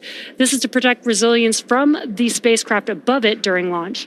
Now, when the rocket launches, the canister takes the launch load of the Firefly spacecraft and their payload adapter and transfers it to the rocket structure. Now it continues to be a smooth countdown, weather is holding steady, and we're looking good for an on-time liftoff.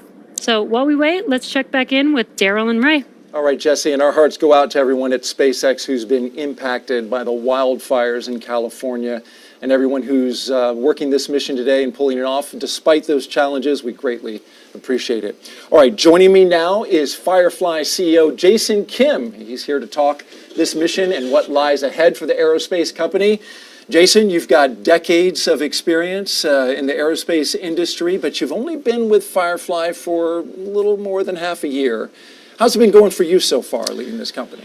Well, it's funny you say that. I actually was a customer of Firefly on the Space Force's Victus Nox mission we launched a 24-hour notice mission back in September of 2023. So I got to know the team members. I was just really impressed with everybody at Firefly. It's a very bold team. It's a can-do spirit, and very exceptional in terms of engineering, rocket engines, carbon composites. I can just go down the list. Right. very impressive in terms of what the company can do, as you say, but Firefly does have the opportunity here to be the first company to soft land on the moon. What gives you, as CEO, confidence that your team's ready to pull that off? Well, I've been through many different high-stakes critical mission operations campaign. It starts with a great launch, so we've got a really reliable, great partner for the launch. But once we separate it, it's all on Firefly, and we've got a great design. It's a great design with margins built in, good parts.